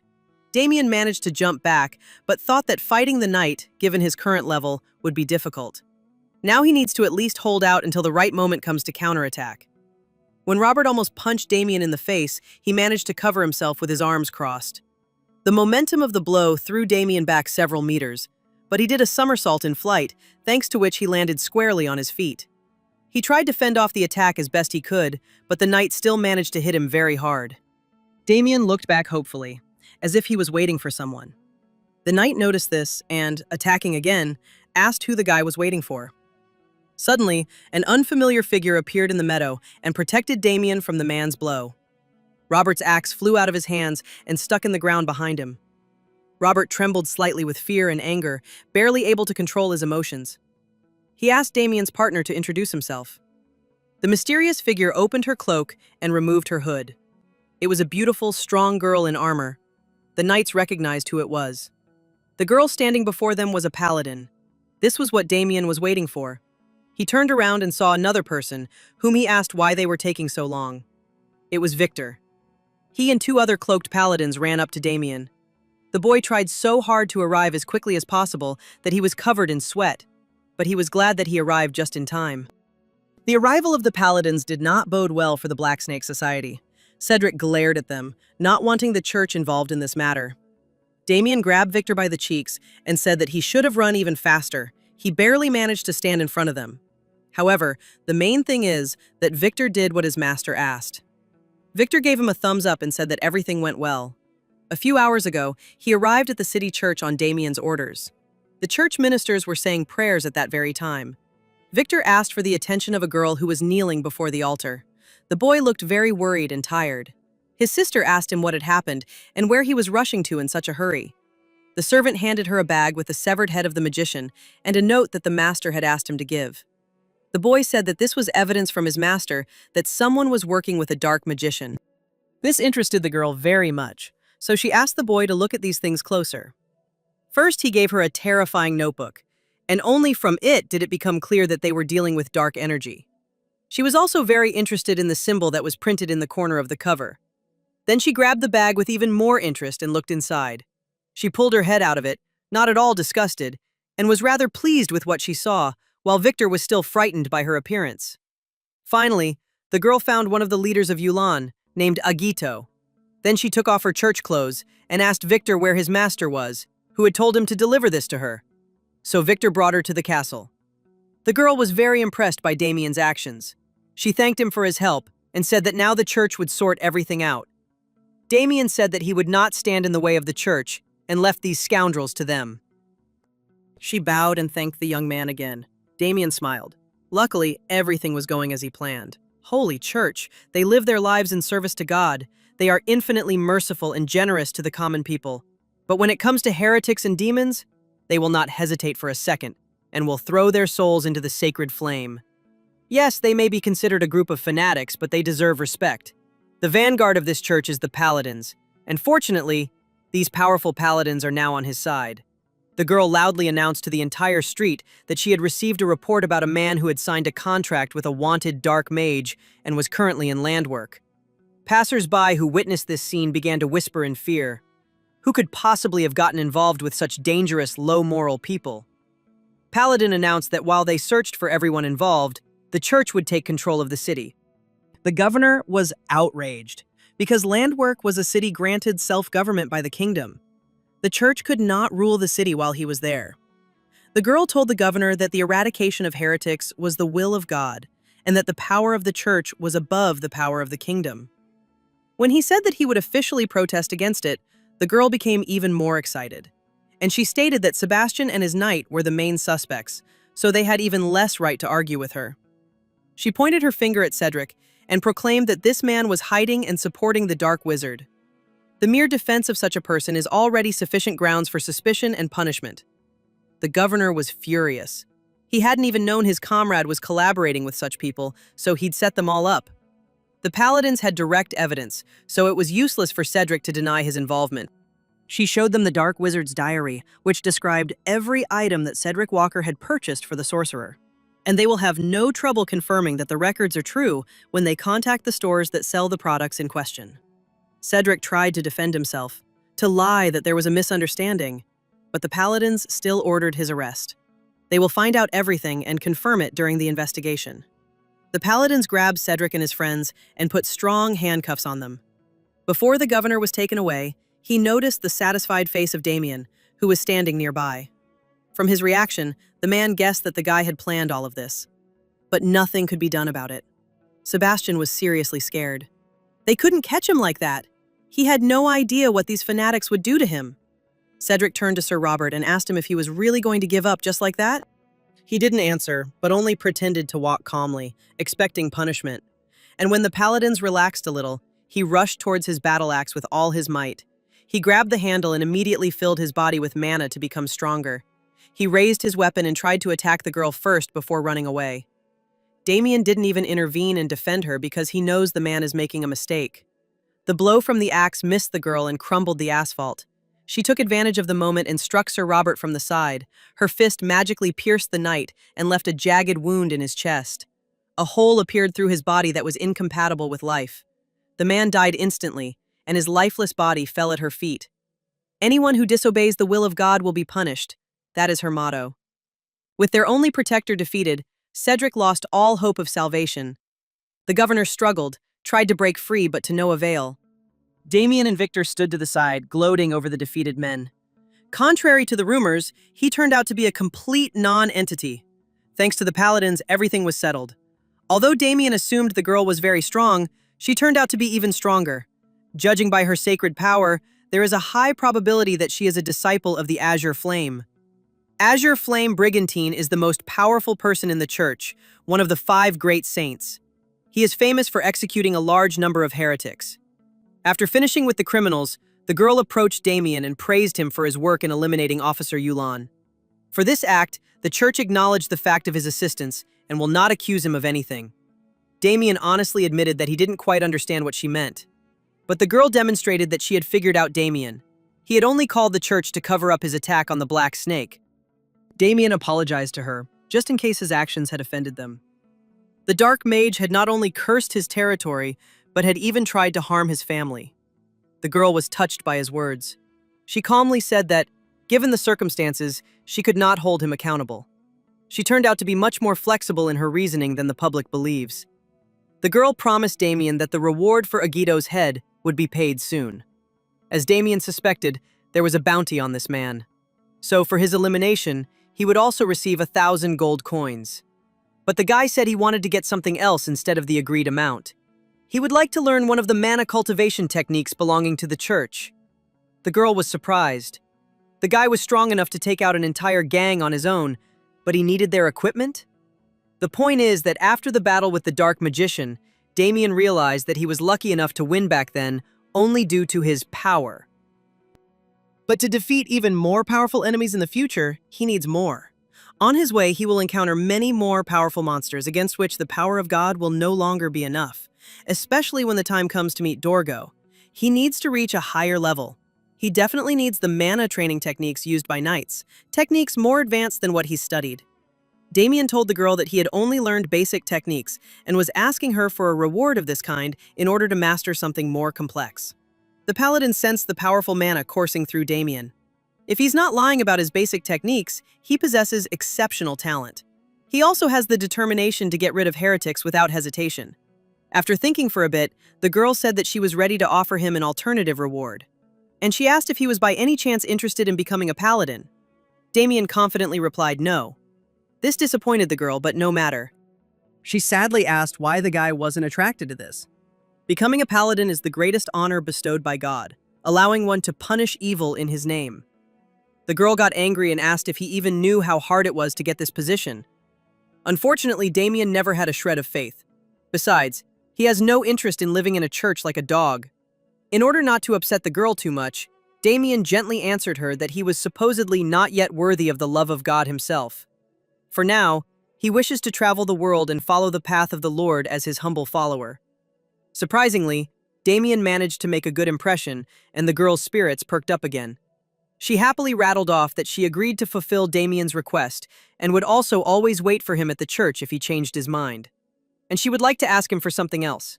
First, she finally introduced herself and said that her name was Agnes. She was the first student of the Azure Flame. Just as Damien thought. The only surprising thing is that she's also his very first student. Damien asked her to leave him to finish another piece of his business here. He walked up to Cedric, who was sitting chained on the ground, waiting for the knights to finally take him away. Damien took it and kicked the man in the stomach with all his might to vent his anger. He said contemptuously that the leader was so fat that it was as if he was kicking a pillow. And then he went and kicked him in the face because the man was attempting to kill him and his family. Now he is finally completely satisfied and contented. Victor approached him and quietly asked, "Is this really the end?" The guy nodded at him with a smile. But every ending is a new beginning. Sometime later, the bright sun illuminates the house of the Marquis of Lionbloom. Erwin's father, the Marquis of the Apple Kingdom, Holland Lionbloom, bursts into his room.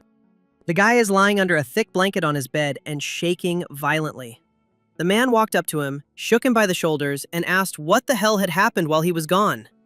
But the father wasn't angry with his beloved child. His cheerful child was now shaking in terror. The angry parent wanted to know who did this to his boy. One of the guards said that it was Damien from the Viscounty of Haxon. He defeated Erwin with just a fork, hitting him and wounding him with the sharp teeth. In irritation, Holland threw the first thing he could get his hands on onto the floor. 2 vases standing on the table. They shattered into pieces. Holland is perplexed. How dare this vile Haxon touch his son? The Marquis ordered that men be sent immediately to the Haxon mansion and drag him to the Lion Blue mansion like a guilty dog. Once the arrest of the offenders had been completed, Agnes and her henchmen arrived at the Haxon mansion. The paladins were met by Damien's parents, and the girl introduced herself to them. The parents respectfully welcomed her into their home, although they were quite surprised by what was happening.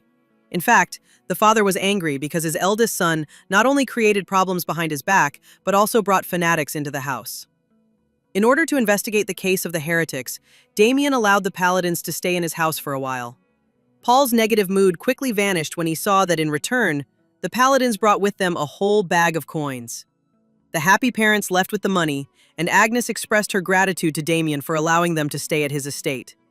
When the girl said she had a favor to ask of him, Damien didn't expect her to come to his house, but he couldn't refuse. Suddenly, Agnes said that she actually had one more request for the guy, and this time, she needs Damien himself. And the parents are right there, listening attentively to their son's conversation with the girl.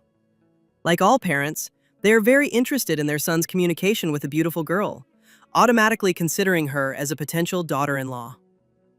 Agnes gave Damien the mana cultivation manuals he'd requested. She'd specially selected them for him. One of the manuals included sword techniques, so Damien had a complete set for learning this technique. One book he received was called Destructive Sword Technique, the other, Destructive Energy Technique. He had never encountered such books in his previous life. Agnes said they were quite difficult to obtain because there was a lot of opposition from the church to their distribution. In the end, she had to rely on her teacher's authority. When she told him about Damien, he said the boy was exactly the chosen one the church needed. So she asked him her question again. Could he reconsider his decision to become a paladin? She grabbed the guy's hand emotionally, but he took it from the girl's grip. Damien apologized and said he still couldn't agree to it. A look of disappointment flashed in her eyes. With difficulty controlling her temper, she said she understood everything, and reminded him that if he changed his mind, he could confidently contact her. Damien wasn't really bothered by this, as he thought Agnes was a total fanatic. Therefore, he did not regret his refusal to her at all. After the conversation, the paladins went to the Dark Mage's cave, which Damien told them about. They carefully examined the cave and came across many curious things. Something about this place seemed very suspicious to them. Agito is a high-ranking member of Yulan, who has escaped the church's persecution numerous times. He is part of a cursed school, meaning he is weaker in direct combat. But even so, could such a powerful mage die at the hands of a local nobleman? The paladins who were exploring the cave were puzzled that Lady Agnes had not mentioned anything about it. The boys, although worried, decided that they needed to first sort out the investigation and only then turn their attention to Haxon. But Agnes overheard their conversation. She came in and said they could trust Damien. She understands the source of their doubts, but she knows for sure that Damien did not lie. Moreover, they know exactly how the guy did it. He himself admitted to them that he simply dodged his attack and cut off his head at the right moment.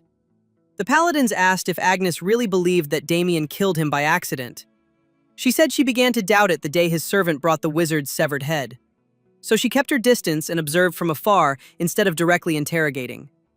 Damien single-handedly fought off dozens of mercenaries without sustaining a single scratch. He completely defeated them. But here's what was most shocking during this battle. He reflected a fireball, or in other words, a magic spell. Moreover, he used an ordinary sword for this, which greatly surprised the paladins, who did not even know that this was possible. Agnes had heard that those who had reached the level of a sword master were able to block all types of attacks, including magical ones. She certainly doesn't claim that Damien is a master swordsman, but it is clear that he is an outstanding warrior. Although her main reason for coming here was to pursue Yulan, in truth, she also wanted to take Damien along on the journey to meet her teacher. So she asked her comrades to put aside their doubts about him and focus on the investigation. They obediently continued their work and did not mention the topic again. Meanwhile, the Knights of the Lionbloom family were, as the Marquis had ordered, sent to the lands of Haxon. The first knight was named Olpus. He was an apprentice knight of the Lion Bloom house. The second apprentice knight was named Lavender, and he had never been to these parts before. But their main thing gave the knights themselves goosebumps. His name was Garrick, and he is an official knight, the strongest of them. Their journey was long, but they finally reached the coveted Haxon mansion. Garrick asked the younger one to repeat what task the Marquis had sent them here for. Opus recounted that they had been ordered to arrest Damien Haxon. Garrick, still imagining the guy based on rumors, said he would just catch the trash. But this alone will be enough to compensate for the shame experienced by young Master Irwin and the Marquis. On the way to the mansion, the knights came across an old man and called out to him. The three knights looked quite terrifying, but the old man felt safe on his native soil. He told them that he was a resident of Viscount Haxon's mansion, for which he paid with his head, simply by falling into the hands of such cretins at the wrong time. Garrick cut it off because he thought too much of himself, and he considered it a grave crime that the man did not bow his head when he saw the Lion Bloom family coat of arms. The knights' apprentices noticed that the old man was actually blind, but they did not tell the captain about it. Suddenly, Garrick had an idea. He turned to his comrades and with a mad grin said that he had a brilliant idea. When they arrive at the Haxon mansion, they will drag Damien outside. And along the way, they'll kill everyone they come across. And the first to fall, unfortunately, was Victor. The paladins dealt with the cave fairly quickly and did a good job. It's just a shame that due to the collapse of the scene, they weren't able to gather enough information. While they were making their way through the forest to the house, they noticed a strange glow in one of the clearings and went over to take a look. Damien sat in the middle of the meadow, practicing his mana control. He had created a wondrous energy field around himself. The paladins' mouths dropped open in amazement. They didn't know what they were witnessing, but it looked incredibly beautiful and impressive. Damien learned the destructive energy technique Agnes gave him so quickly, but it was supposed to be a cultivation method, allowing someone who has reached the highest level to absorb surrounding mana, but to reach the peak in just a few hours is amazing. After finishing his exercise, Damien opened his eyes and was surprised to find a real team of fans gathered around him. He grabbed the books and asked Agnes if they had finished their investigation yet. She said confused that yes, and noticed that the guy had made some progress in his business. Damien was a sword master in his past life, so sword techniques had no value to him, but this cultivation method was extremely useful. The destructive energy technique was created to offset the heavy mana consumption of the destructive sword technique. This allows for faster mana accumulation. Noticing Agnes's still intense, admiring gaze, Damien tried to divert attention from himself and reminded her that it was time to return to dinner. But suddenly, it was as if an electric shock struck him. He felt a thirst for blood emanating from someone. So Damien, while still far from the estate, realized that the saboteur had arrived. He sternly told Agnes that he had urgent business to attend to, so he would head to the mansion first. He ordered the paladins to return at their own pace. After these words, Damien rushed off into the distance with lightning speed and incredible speed.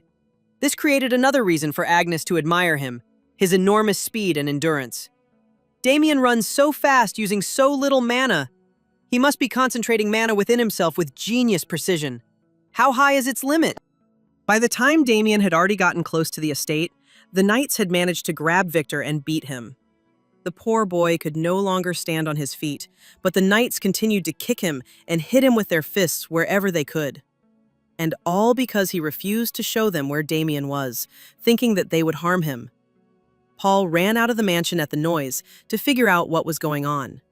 Seeing this disgrace, he ordered the knights to stop. They realized that in front of them was none other than Viscount Haxon. The man ran up to the servant in fear to check if he was still alive after such abuse. He shouted angrily at the men, "How can knights attack a civilian? Where is their honor?" But Garrick's conscience didn't bother him at all. He said that compared to what the Haxon had done to the Lion Bloom family, it was nothing. The knight announced to Paul that his master demanded that Damien Haxon be brought to the mansion. He said that if they gave the boy back without any scandals, then neither the servants nor their lands would suffer anymore. Paul could tell from the man's face that Garrick was lying. Even if he gave up his son, they would still turn the family mansion into a sea of flames. Paul became so angry that his veins bulged and said that he would never give up his son. The knight asked Paul again if he was sure he wouldn't regret his decision. He said he was, and thus left the knights no choice but to destroy everything until Damien came out. Paul tried to reason with the knights and come to an agreement with them, but he did not manage to do anything, because at that moment, he appeared in the yard. Damien, emitting unstoppable streams of terrifying aura, headed straight towards the knights. Even Garrick tensed up at the unexpected sight. When had the guy even managed to show up here? They didn't immediately recognize the guy because, in their minds, Damien Haxon was completely different. But an even greater shock came the next moment, when the knights realized that they could not move at all and seemed to be stuck in time. Damien approached his family at this point. He confirmed that his father was okay, but Victor wasn't so lucky. He was alive, but badly maimed and unconscious from multiple wounds and bruises. Damien said the knights were extremely lucky. If Victor hadn't been born with such a strong body, he would have died from such a beating. And in that case, Damien would have beaten those three to death on the spot. At that moment, Garrick realized it was Damien standing before them. He said the boy was brave enough to challenge the Marquis, so it turns out he's just a madman. Or maybe he feels confident because he defeated the nobleman using some pathetic trick? Garrick directed his subordinates towards Damien and ordered them to break the boy's legs and force him to fall prostrate before them. They simultaneously pounced on Damien, who didn't even bat an eyelid. He dispassionately grabbed one of the knights by the arm, stopping the movement of his sword, and then the second warrior lingered somewhere behind.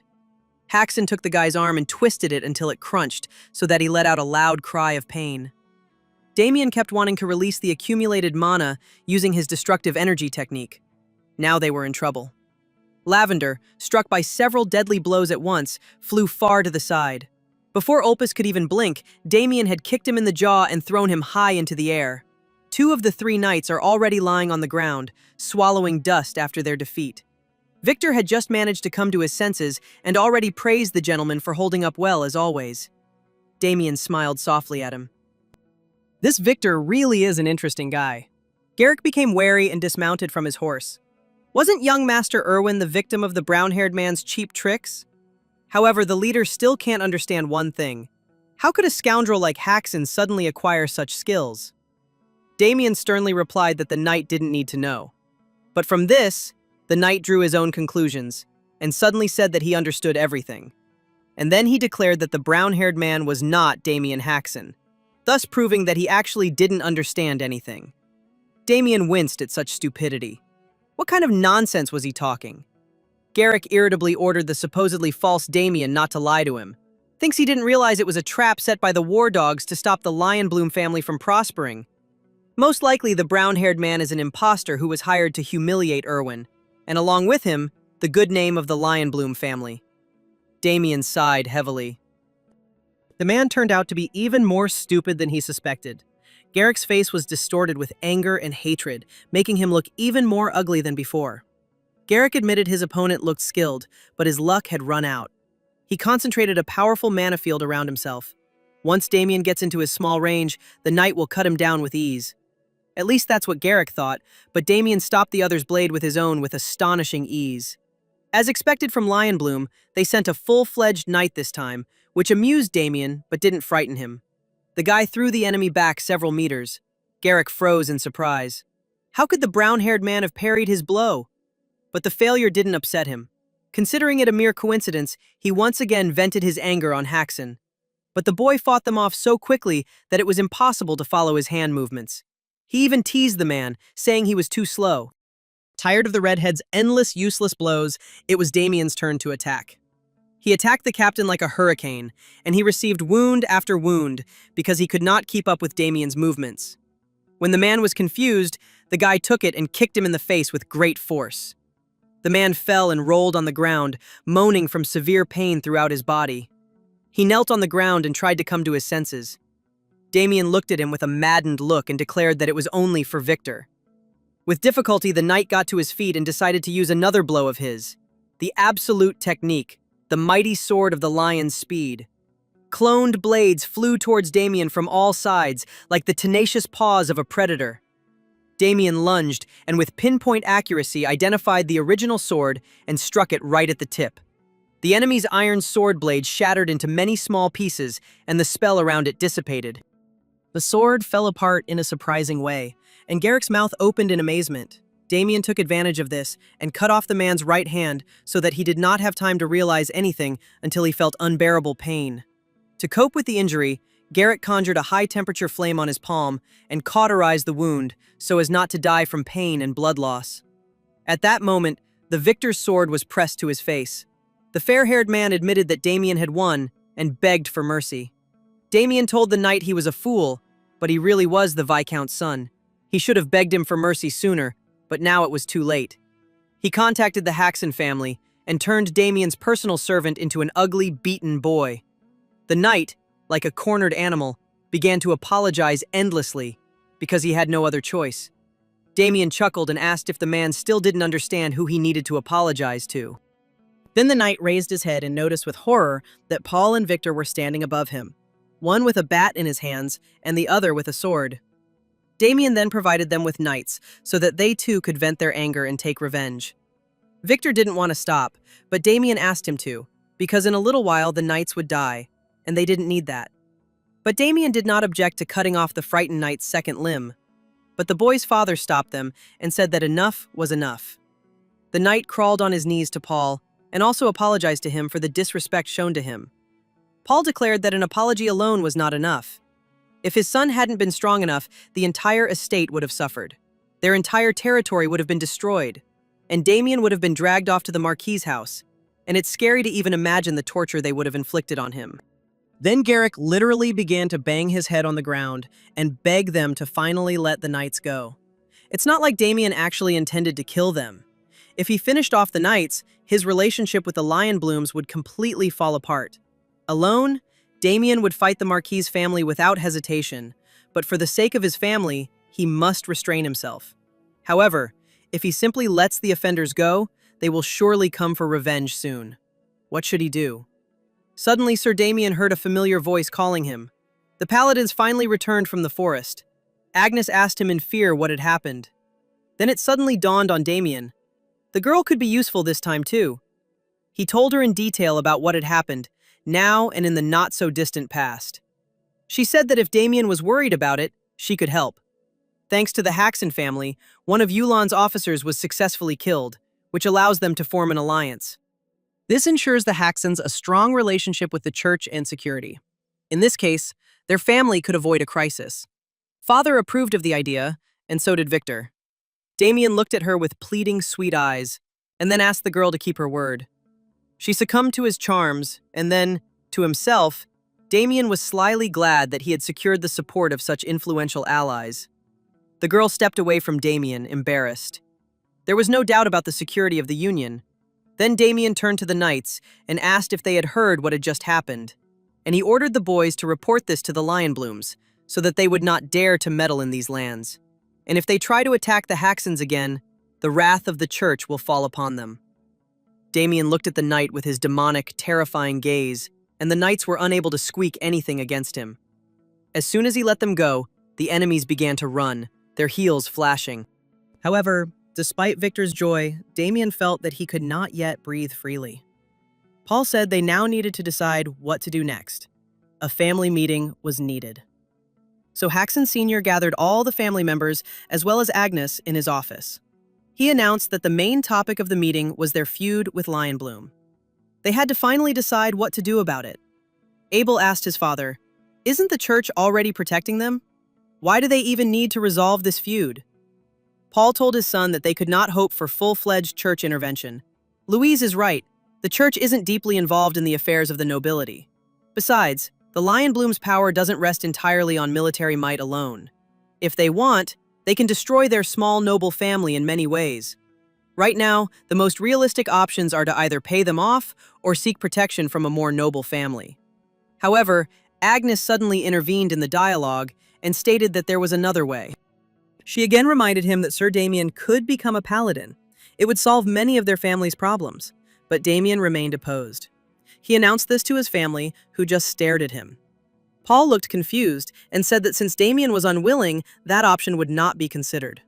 But then suddenly, Abel got angry. He jumped up from the table and shouted that his father was making two hasty decisions. After all, if Damien becomes a paladin, then all this mess will really end. Although it had nothing to do with Abel, he advised his father to simply force Damien to act for the benefit of the family. While his sons bickered and argued, Paul sat quietly and thought about everything that had been said. Then he looked menacingly at Abel and ordered him to sit down at the table. They had guests, so he should behave decently. The boy clicked his tongue in irritation, but obeyed his father's order. Paul admitted that Abel was right. Damien had provoked the conflict with the Lionbloom family, but the blame wasn't entirely his. Lionbloom's second son had lustful intentions towards Louise, for which he paid the price.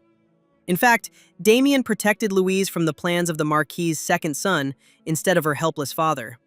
So a proud Paul stood up from the table and praised Damien for it. He did a great job.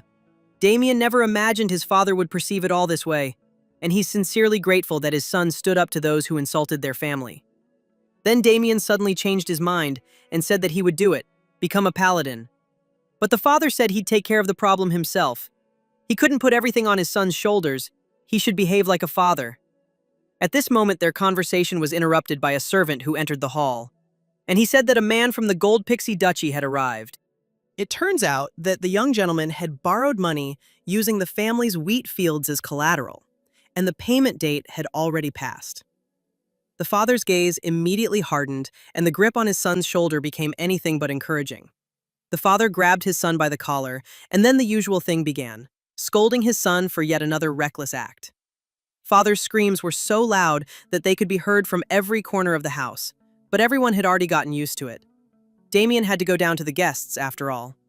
He barely remembers the man he lent money to. A lot of time had passed since their last meeting, and manager Olin Demish came because the date for repaying the debt they had agreed on had arrived.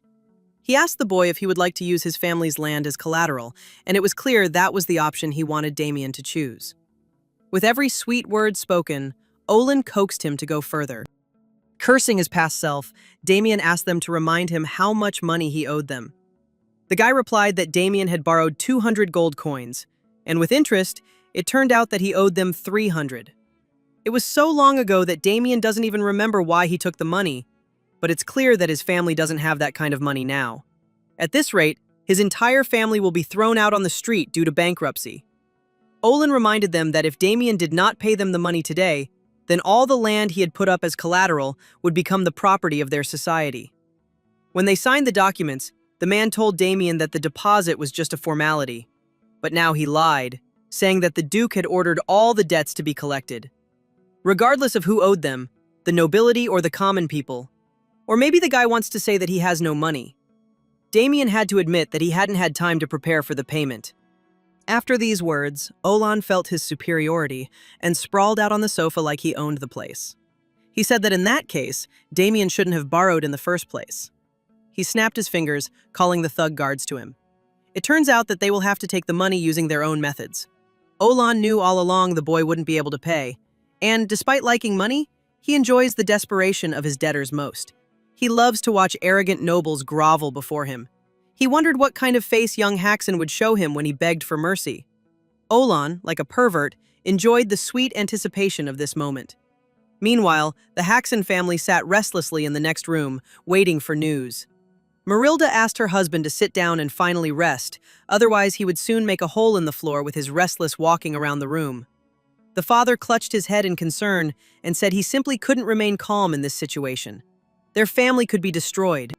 Marilda said she trusted Damien, who said he'd figure everything out. She just had to trust him and wait. Louise supported her mother and said that he never let them down when he decided to stand up for something. But my father said it was only because of his excellent swordsmanship. Negotiation skills and combat skills are two different things. But during the negotiations in the next room, Damien used precisely the second method. He took and roughly hit one of the guards in the face against the table, greatly frightening Olin with his harshness. The only thing that worried Damien about all that had happened was that his father would scold him for the broken parquet flooring, since they had just recently done some renovations. The second guard grabbed his sword and also attacked the impudent boy. But Damien managed to grab his face with his hand before he could hit the young man. The guy asked irritably, "How dare he point a sword at a nobleman?" Now their fight could be justified as ordinary self-defense on Damien's part. Having finished with the guards, Damien approached Olin, who obediently sat down opposite him. Damien told him that he could not pay the agreed amount of money right now, so he smiled and suggested that the man repay his debt in a different way. Poor Olin had to agree to any conditions so that the aristocrat would not cripple him too. The next morning at the Hexen estate, Abel confessed to his father that he was grief-stricken because justice lost to cruelty and Damien got away with it again. Paul asked him to stop being dramatic and instead cheer up his older brother before leaving. Although Paul agreed to this reluctantly, he is still worried about whether his son's plan will work. Agnes looked at the guy with disappointment when she also went out to see him off and expressed her regret that their paths were already diverging. Damien approached her and sincerely thanked her for her help. She said that their investigation was coming to an end, so the paladins planned to return to the church tomorrow. They both bowed to each other and blessed each other for a good journey. And Agnes reminded him once again that Damien could still change his mind. But he wasn't going to. The farewells were over, so Damien approached the carriage, where Victor was already waiting for him with his things. The guy climbed inside and was glad that the carriage was quite spacious and comfortable. Olin obediently sat opposite and promised to make sure that nothing during the trip would cause Damien discomfort. Damien praised him for his good mood and suggested that in that case they have lobster for lunch. The carriage prepared for departure. Victor looked out of the window and signaled to the coachman to drive off. The horses neighed, reared up, and prepared for the road. The carriage moved off, and Damien smiled in anticipation of an interesting trip. They're heading to the Gold Pixie family's house. The journey took them some time, but when they reached their destination, the Coxswains were pleasantly surprised by the appearance of the mansion. This is without a doubt the home of the richest family in the entire kingdom. Olin told Damien that he had already notified the Duke of his arrival, so the boy could go inside straight away. Despite his outward politeness, the man was already silently cursing the young man who, during the trip, had forced him to work more like a dog than a servant. Out loud, he wished Damien luck with his plan, but silently he wished him death and the plan to fail. Damien left Victor to wait outside for now and headed inside the mansion. He found the Duke, as expected, in his study. The Duke of the Apple Kingdom was named Adam Goldpixie. He knew Damien as the troublemaker of the Haxon family. To be honest, Damien is already tired of everyone he meets on his way laughing at him. The Duke asked the boy what brought him here, and on what matter he had come. Damien said he had borrowed money from the Godpixie family's creditors, and the payment deadline had come. He's sorry, but he doesn't have any money right now. So he'd like to ask if he can pay his debt another way. As payment, Damien offered the Duke to defeat the Lionbloom family. This greatly surprised not only the Duke, but also his closest servants. The Duke concluded that Damien had heard the latest news, and the guard knight, Jael Ramich, agreed. Everyone in the Apple Kingdom knows this big news. A gold mine was recently discovered on the border of Lionbloom and Gold Pixie. Two families, who had never gotten along, agreed to a duel between low-class knights to gain a monopoly on a gold mine. Damien already knows the outcome of this fight, namely, a crushing victory for the Lionbloom family. Thanks to the acquired gold, they rapidly expanded their forces. On the other hand, the God Pixies lost their influence. Ultimately, if Damien helps the Duke win, he will not only pay off the debt, but also keep the Lionbloom family in check. The Duke noticed the boy was full of ambition. Was it true he had defeated Lionbloom's second son? And even destroyed the organization in landwork? Damien nodded and confirmed that it was not just rumors. The Duke found this quite tempting. He was just looking for a knight to take part in the duel. Damien declared himself the perfect candidate. Who else could take on the Lionbloom's eldest son? Adam noted that everyone knew the elder Lionbloom as a genius. Would it be possible to bring him down to Haxon? The guy recognized Lionbloom's talent, but he was much more confident in his own skills. But then one of the Duke's close knights intervened. He asked the master not to believe the boy, as rumors tend to be exaggerated. He's also confident that it won't be Damien, but Miss Chelsea, who will bring the perfect candidate. This guy's name is Ernst Howitz, a middle-class knight. Miss Chelsea has been away for a month, searching for the perfect knight to battle Michael Lionbloom. She should be back soon. She always passed Adam's tests perfectly, so he's confident she won't let him down this time either. The Duke was a little taken aback. Both men presented valid arguments. Damien glared at Ernst. Why did he even interfere and ruin his impression of him? The Duke looked defiantly at Damien, waiting to see his reaction to what was happening. Then the brown-haired man decided to prove to the knights that they were very much mistaken about him. If they wish to prevail in this duel, they must choose Damien. Whoever returns with Miss Chelsea will not be as good. If they needed proof, Damien promised to block any absolute strike Ernst could throw. And if he manages to block Ernst's most impressive attack, then he will be able to prove his worth. Red asked permission to teach this self-confident guy a lesson. The Duke was very interested in this, and he allowed his subordinate to act. At that moment, they all descended into the arena to see who would win this dispute. Victor shouted from the stands that Damien's plan was to persuade the Duke, not to fight again. But he replied that this was now a form of persuasion. But, watching how the magical fire around the knight grew hotter with each passing second, Victor became seriously scared. Feeling a little bored, the Duke ordered Sir Howitz to begin. Before the battle, the knight allowed Damien to kneel and ask for forgiveness if he suddenly became frightened and did not want to get hurt. Damien yawned demonstratively in response and asked the knight to quickly get down to business. At that very second, an uncontrollable charge of energy gushed out from the knight in a huge wave in different directions.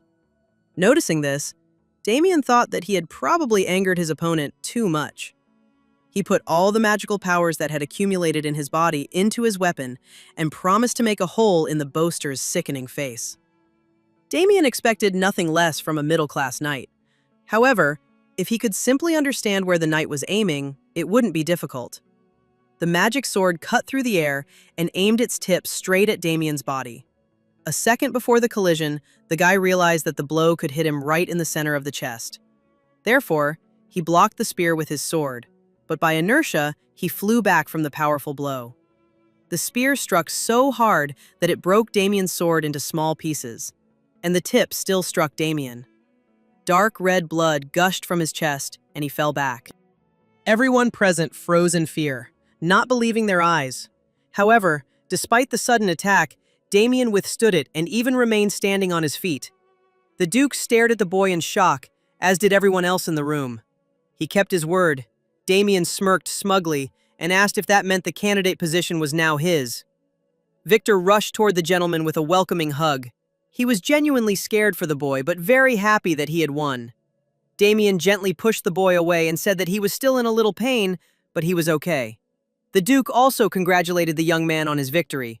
He had actually withstood Howitz's blow. Incredible! Adam was full of doubts about him, but the guy turned out to be capable. He really is something. The man solemnly announced that Damien Haxon had demonstrated his talent beyond measure. As promised, he was declared a candidate for the duel. Ernst tried to say something else, but the gentleman interrupted him, and he told him to stop arguing and ruining his good mood. The aristocrat's stern gaze shut him up. Ernst continued to rage inwardly. How did this happen? He was sure his attack would be successful. Damien noted that Ernst had a good reputation in the Duke's eyes. He was quite talented, but he had simply fought the wrong man today. Because Damien's level has already exceeded average in the last few years, but since only low-class knights can participate in a duel, Damien had to pretend, show incredible acting skills that would deceive anyone. In that short moment, if he hadn't used mana to block, Damien could have been seriously injured. The Duke noticed Damien examining the wound on his chest. The boy must have developed an internal wound, so the elder came closer and offered to help heal it. He activated the magic ring on his finger, which was an interdimensional tool, and created a small portal. From there, he took out a small gilded box. He opened it in front of Damien and said that it would be a gift from him. Inside the box were several balance pills. Adam paid the Alchemy Academy a large sum for them. Knights typically take these pills during training, but they are also effective for internal wounds. Damien thanked the man, who kindly said that he looked forward to his work. Haxon confidently replied that he would not disappoint him. The next morning, Damien had a good night's sleep and left his guest bedroom and went down to the training arena. The pill the Duke gave him was truly effective. His internal organs almost completely healed in just one night. He didn't have time to look around yesterday, but the duchy is full of good training weapons. With him, Damien can train and move forward. Suddenly, someone called him from behind, and the tone of this person was not the most friendly. Damien turned around and saw a boy. He looked confident enough, but was a head shorter than Damien. The brown-haired man asked the boy to introduce himself to him. The guy said his name was Pavel Bermond. He was a low-class knight of this estate. But they weren't alone. Two more boys, the knight's brothers, entered the room. All three were also chosen to take part in the upcoming duel. They were training outside yesterday, so they didn't get to meet Damien, and Pavel said he was very lucky about that. Like, if they were here, they would be the ones to teach the guy a lesson, instead of Sir Howitz. The self-confident guy announced that the duel with Lion Bloom was an important event, where the fate of the duchy was at stake, so Damien had no right to drag them down. If he understood everything, then let him get lost now with his ridiculous abilities, and not interfere with the knight's training. Damien chuckled and calmly stepped aside.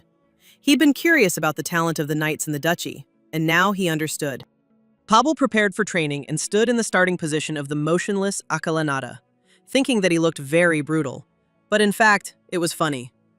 One of the brothers who performed the secret movement of the Rising Phoenix also looked comical.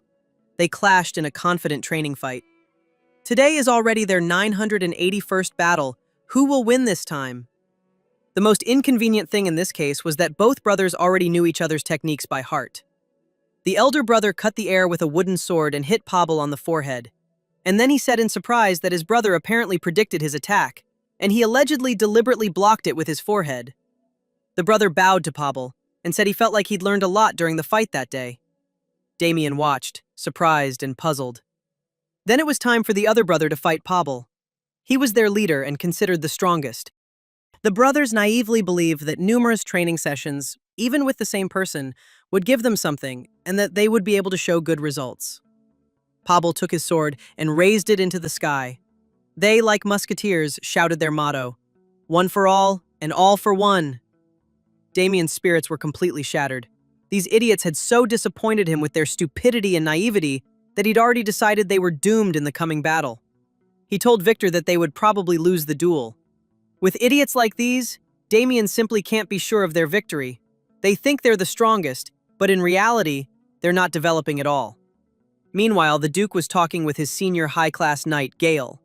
The old man wasn't bothered by this, but yesterday Damien refused to train with him because he said he wanted to train alone. It was easier for him. The Duke understood his desire, but he did not expect that the boy would refuse even the mentorship of Galo Rimich, a high-class knight. Adam was amused by this. Damien was revealing himself to him as a very interesting person. Adam also asked what the knight thought about him. Gal said Damien was an exceptional young man. He used his mana in a split second to block Howitz's shot. Not everyone could do that. The aristocrat asked then, what did he think their chances were in this duel? Would they be able to defeat Lion Bloom? The man said it was difficult to predict the outcome since there were only 3 people participating. Even if Damien did well, it wouldn't matter without the other 2 rounds. The Duke agreed. Their other knights needed to succeed. Gal said Sir Vincenzo was overseeing their training, so all should be well. So they thought there was nothing to worry about, but in reality, they had no idea how poor the level of training of the knights in the estate was. This is a huge problem that Damien did not foresee. The knights are not only stupid, but also in terrible shape. They only boast about their skill, which is completely non-existent. There is no choice. Damien will have to interfere with their training. He approached his brothers and called them to him. He put on weights and invited the guys to spar.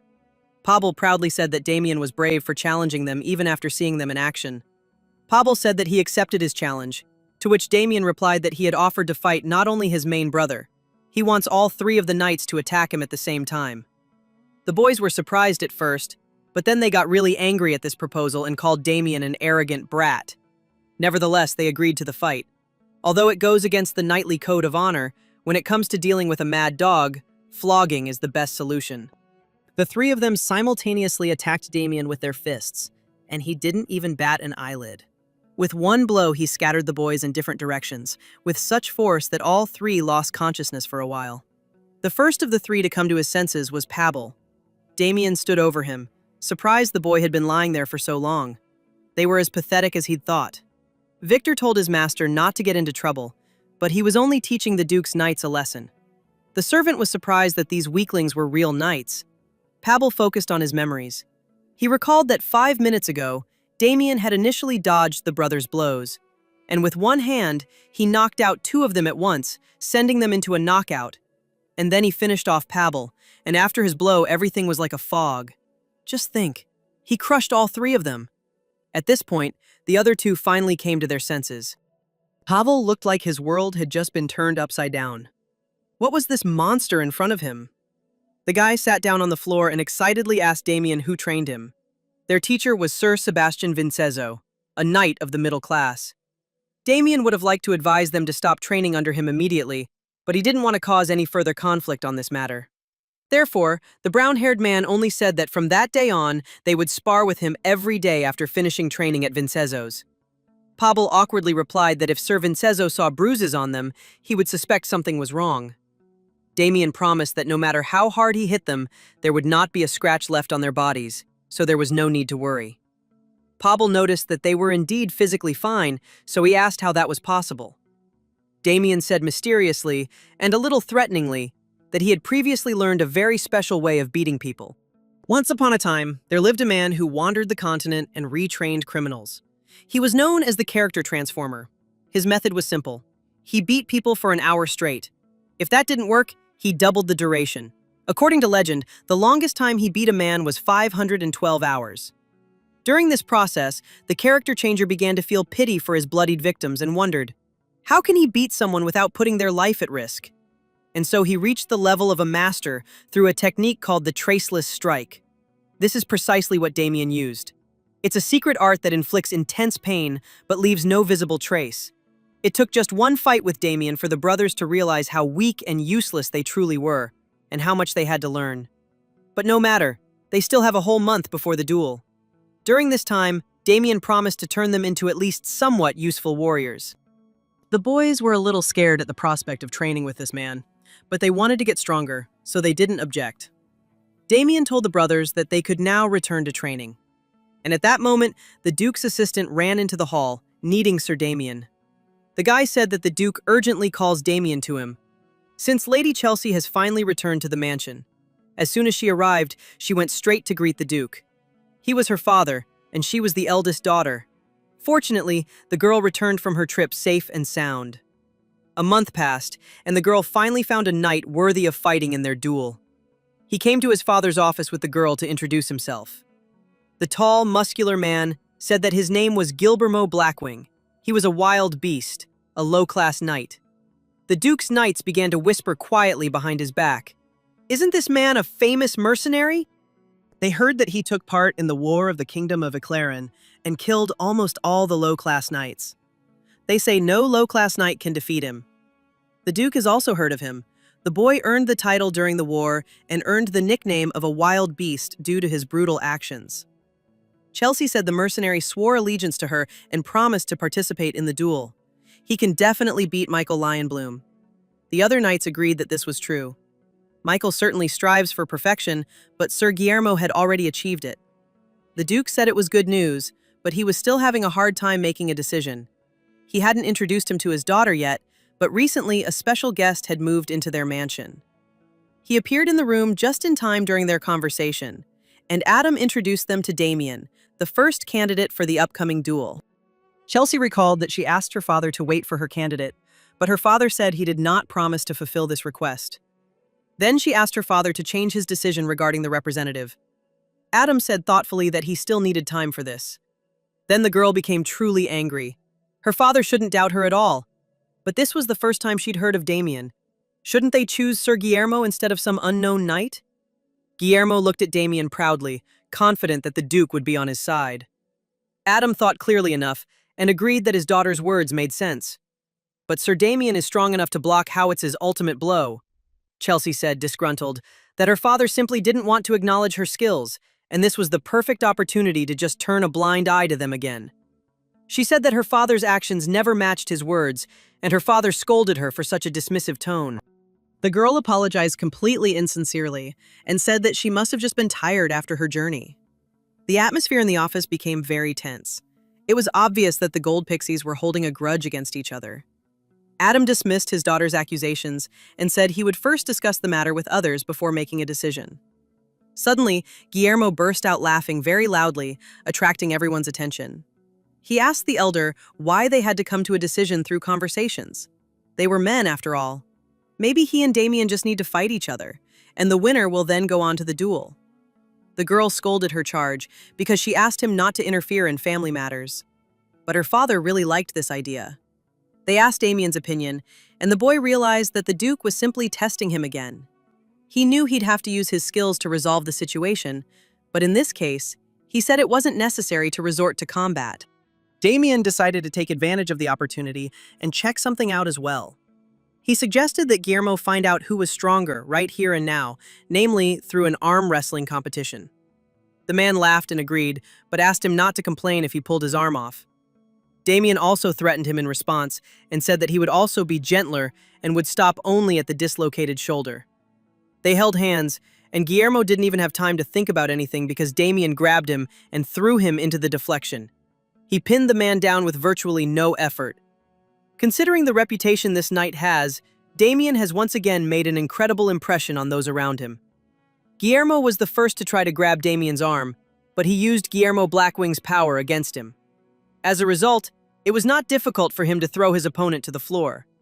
Yahello noted to himself that Damien was not only very strong, but also capable. But it didn't end there. Guillermo was seriously angry. How dare Damien humiliate him like that?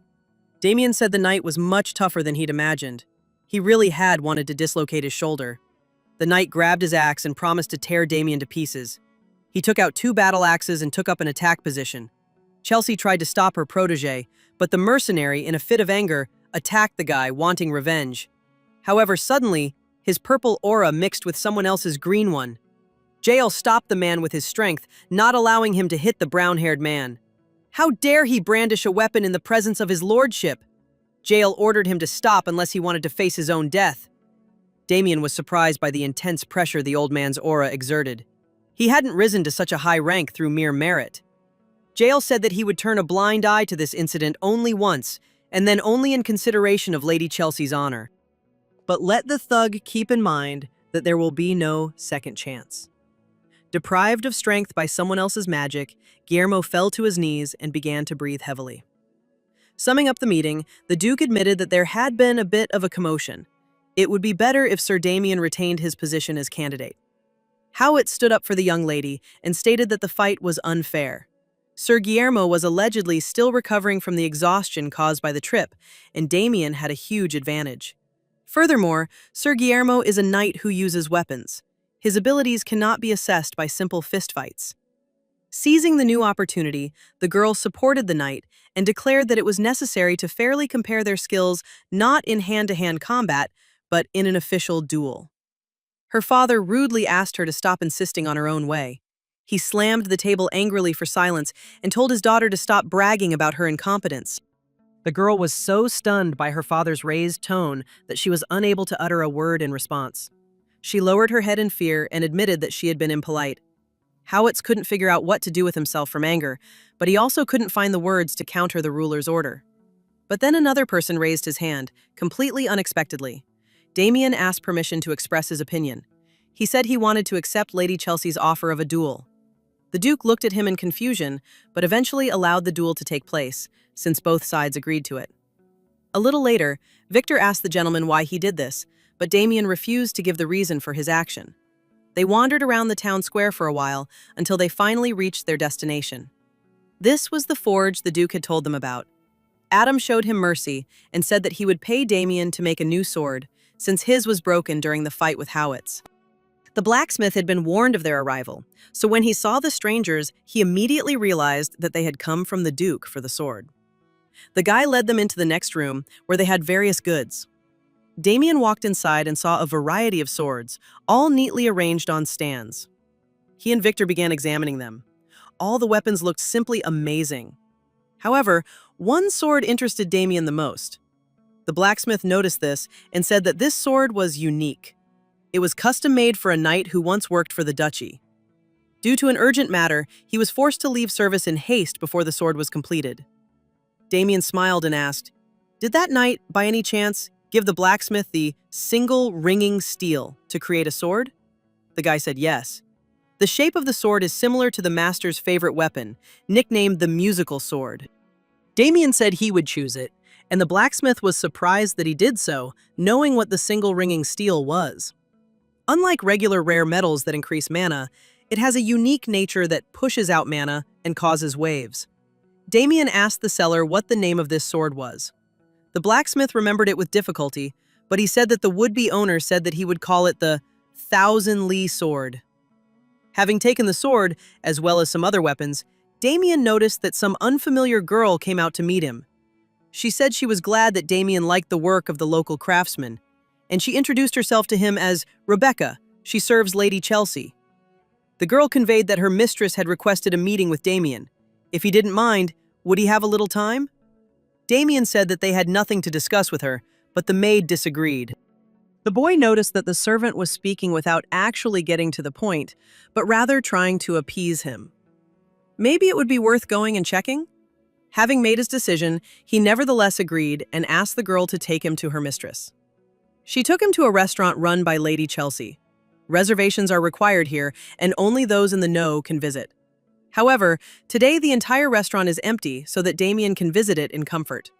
The girl led him to the largest hall and stopped at the massive door, saying that he was expected inside. Damien opened the door, but before he could step inside, he noticed something strange. A strange aroma permeated the room. He stepped inside to find Chelsea already pouring wine into the glasses she had prepared. She noticed that Haxon had arrived a little late and invited him to come in and sit down opposite her. The girl didn't look unfriendly, but her smile didn't bode well either. The guy walked inside and asked why she invited him, but the girl offered him something to eat first. He said he didn't like to waste time and asked her to get down to business. If so, she has no choice. She admitted that she had one request for Damien. The girl wants the brown-haired man to step back from his position as the duchy's representative. She, of course, believes in Guillermo's powers and thinks that if he takes the Thors into his hands, then someone like Haxon is nothing to him. But she asks him to refuse because she wants to preserve his strength during preparations for the duel with the Marquise's family. It would be very unpleasant if he got injured due to a pointless fight. There's merit to her words, but why would Damien fulfill her request? What reason would it have for him? She said that she could give Damien anything he asked for: money, fame, or other such things. Damien didn't like the way the girl judged others so thoughtlessly and arrogantly only by their status. Damien said that the Duke could give him the same, and even more if necessary. Chelsea asked if it wouldn't be better to secure the future Duchess's goodwill in advance. Therefore, if he is not a fool, he should better go to his father right now and refuse the duel. Better yet, let him give up his role as a representative. Damien smiled confidently and said that he didn't want to do that. For some reason, the girl was very surprised by his answer. She said that everything was supposed to go completely wrong, and Damien knows that she was surprised that the enchanting aroma that was in the room didn't affect him. Enchanting scent is a form of dark magic that creates false attachment to manipulate people. Having retained knowledge of dark magic from his past life, Damien sensed it the moment he entered the room. Usually, this concentration is enough to turn any person into a slave within an hour. But the power of God Damien completely absorbed this magic, and he did not succumb to its charms. But in front of the girl, Damien played the fool and asked what else had gone wrong with her. The girl tried to justify herself and asked why he rejected her offer, since it was so profitable. Haxon turned around and declared he didn't need her help. She couldn't give him what he really wanted. Losing control, the girl asked, "So what does Damien want then?" Without turning around, he firmly replied that all he needed was happiness for his family. And after that, he said that he would leave the surprised and confused girl. And he asked her to tell Guillermo to prepare well for the duel. Before Damien left, Chelsea asked if his family was really that important to him. She decided to take advantage of this and resort to threats. The girl said that if Haxon did not cooperate with her, she would send people who would completely destroy his family's house. Her crazy scarlet eyes shimmered in the sun, and her evil gaze shot sparks. At this point, Damien couldn't take it anymore and grabbed the impudent girl by the throat and pinned her to the table. The girl screamed and ordered him to let her go, but Damien did not obey. The girl's personal bodyguards came running at the noise. They grabbed their swords and ran towards Damien. How dare he hurt their mistress? Damien immediately let go of the girl, and a burning mark from the strong grip of his palm remained on her neck. Damien ran between the bodyguards at lightning speed, and with a short dagger he cut their necks, causing the guys to fall to the floor. He said coldly that the cuts were not deep, so they needed to apply a potion to the wounds, and they would not die. Damien said that after that he really wanted to slit her throat, but he would restrain himself. It would seem that this would be too merciful a punishment for her. So let her now expect other terrible things that she may face in the near future. He grinned menacingly at her, lingering in the doorway, and then calmly walked away. The girl looked after him, trembling slightly with panic and fear. The guards were gasping for breath on the floor, trying to stop the bleeding with their palms. Rebecca suddenly came running to the noise and asked Mrs. Chelsea what had happened and if she was okay. The girl said in a distraught voice that this idiot Damien dared to humiliate her, but she would kill him for it. She screamed loudly and called out to a certain Mustang Fury. A short, plump man named Mustang immediately arrived in the room. Chelsea asked him what the hell happened and why the enchanting scent didn't work on someone for the first time. The man tried to explain that there are people who are immune to black magic, but she threw something at his forehead and called him a fool. Then Fury told her that Guillermo was currently at the tavern. He said he needed to let off some steam after what happened that day. The girl called the knight a complete psychopath because he was drinking on the eve of a duel. Fury promised her that the knight would be able to defeat Haxon, as he had never seen anyone with such strong, dark magic before. He asked Chelsea to be patient. They, Yulan, would undoubtedly help her seize control of the duchy. The girl looked at him angrily and said that the man had better keep his word, otherwise she would finish him off first. A quiet evening slowly descended upon the city. The duel will take place tomorrow. And Damien stood outside the restaurant the entire time of the conversation, next to the window, and overheard absolutely the entire dialogue between the enemies.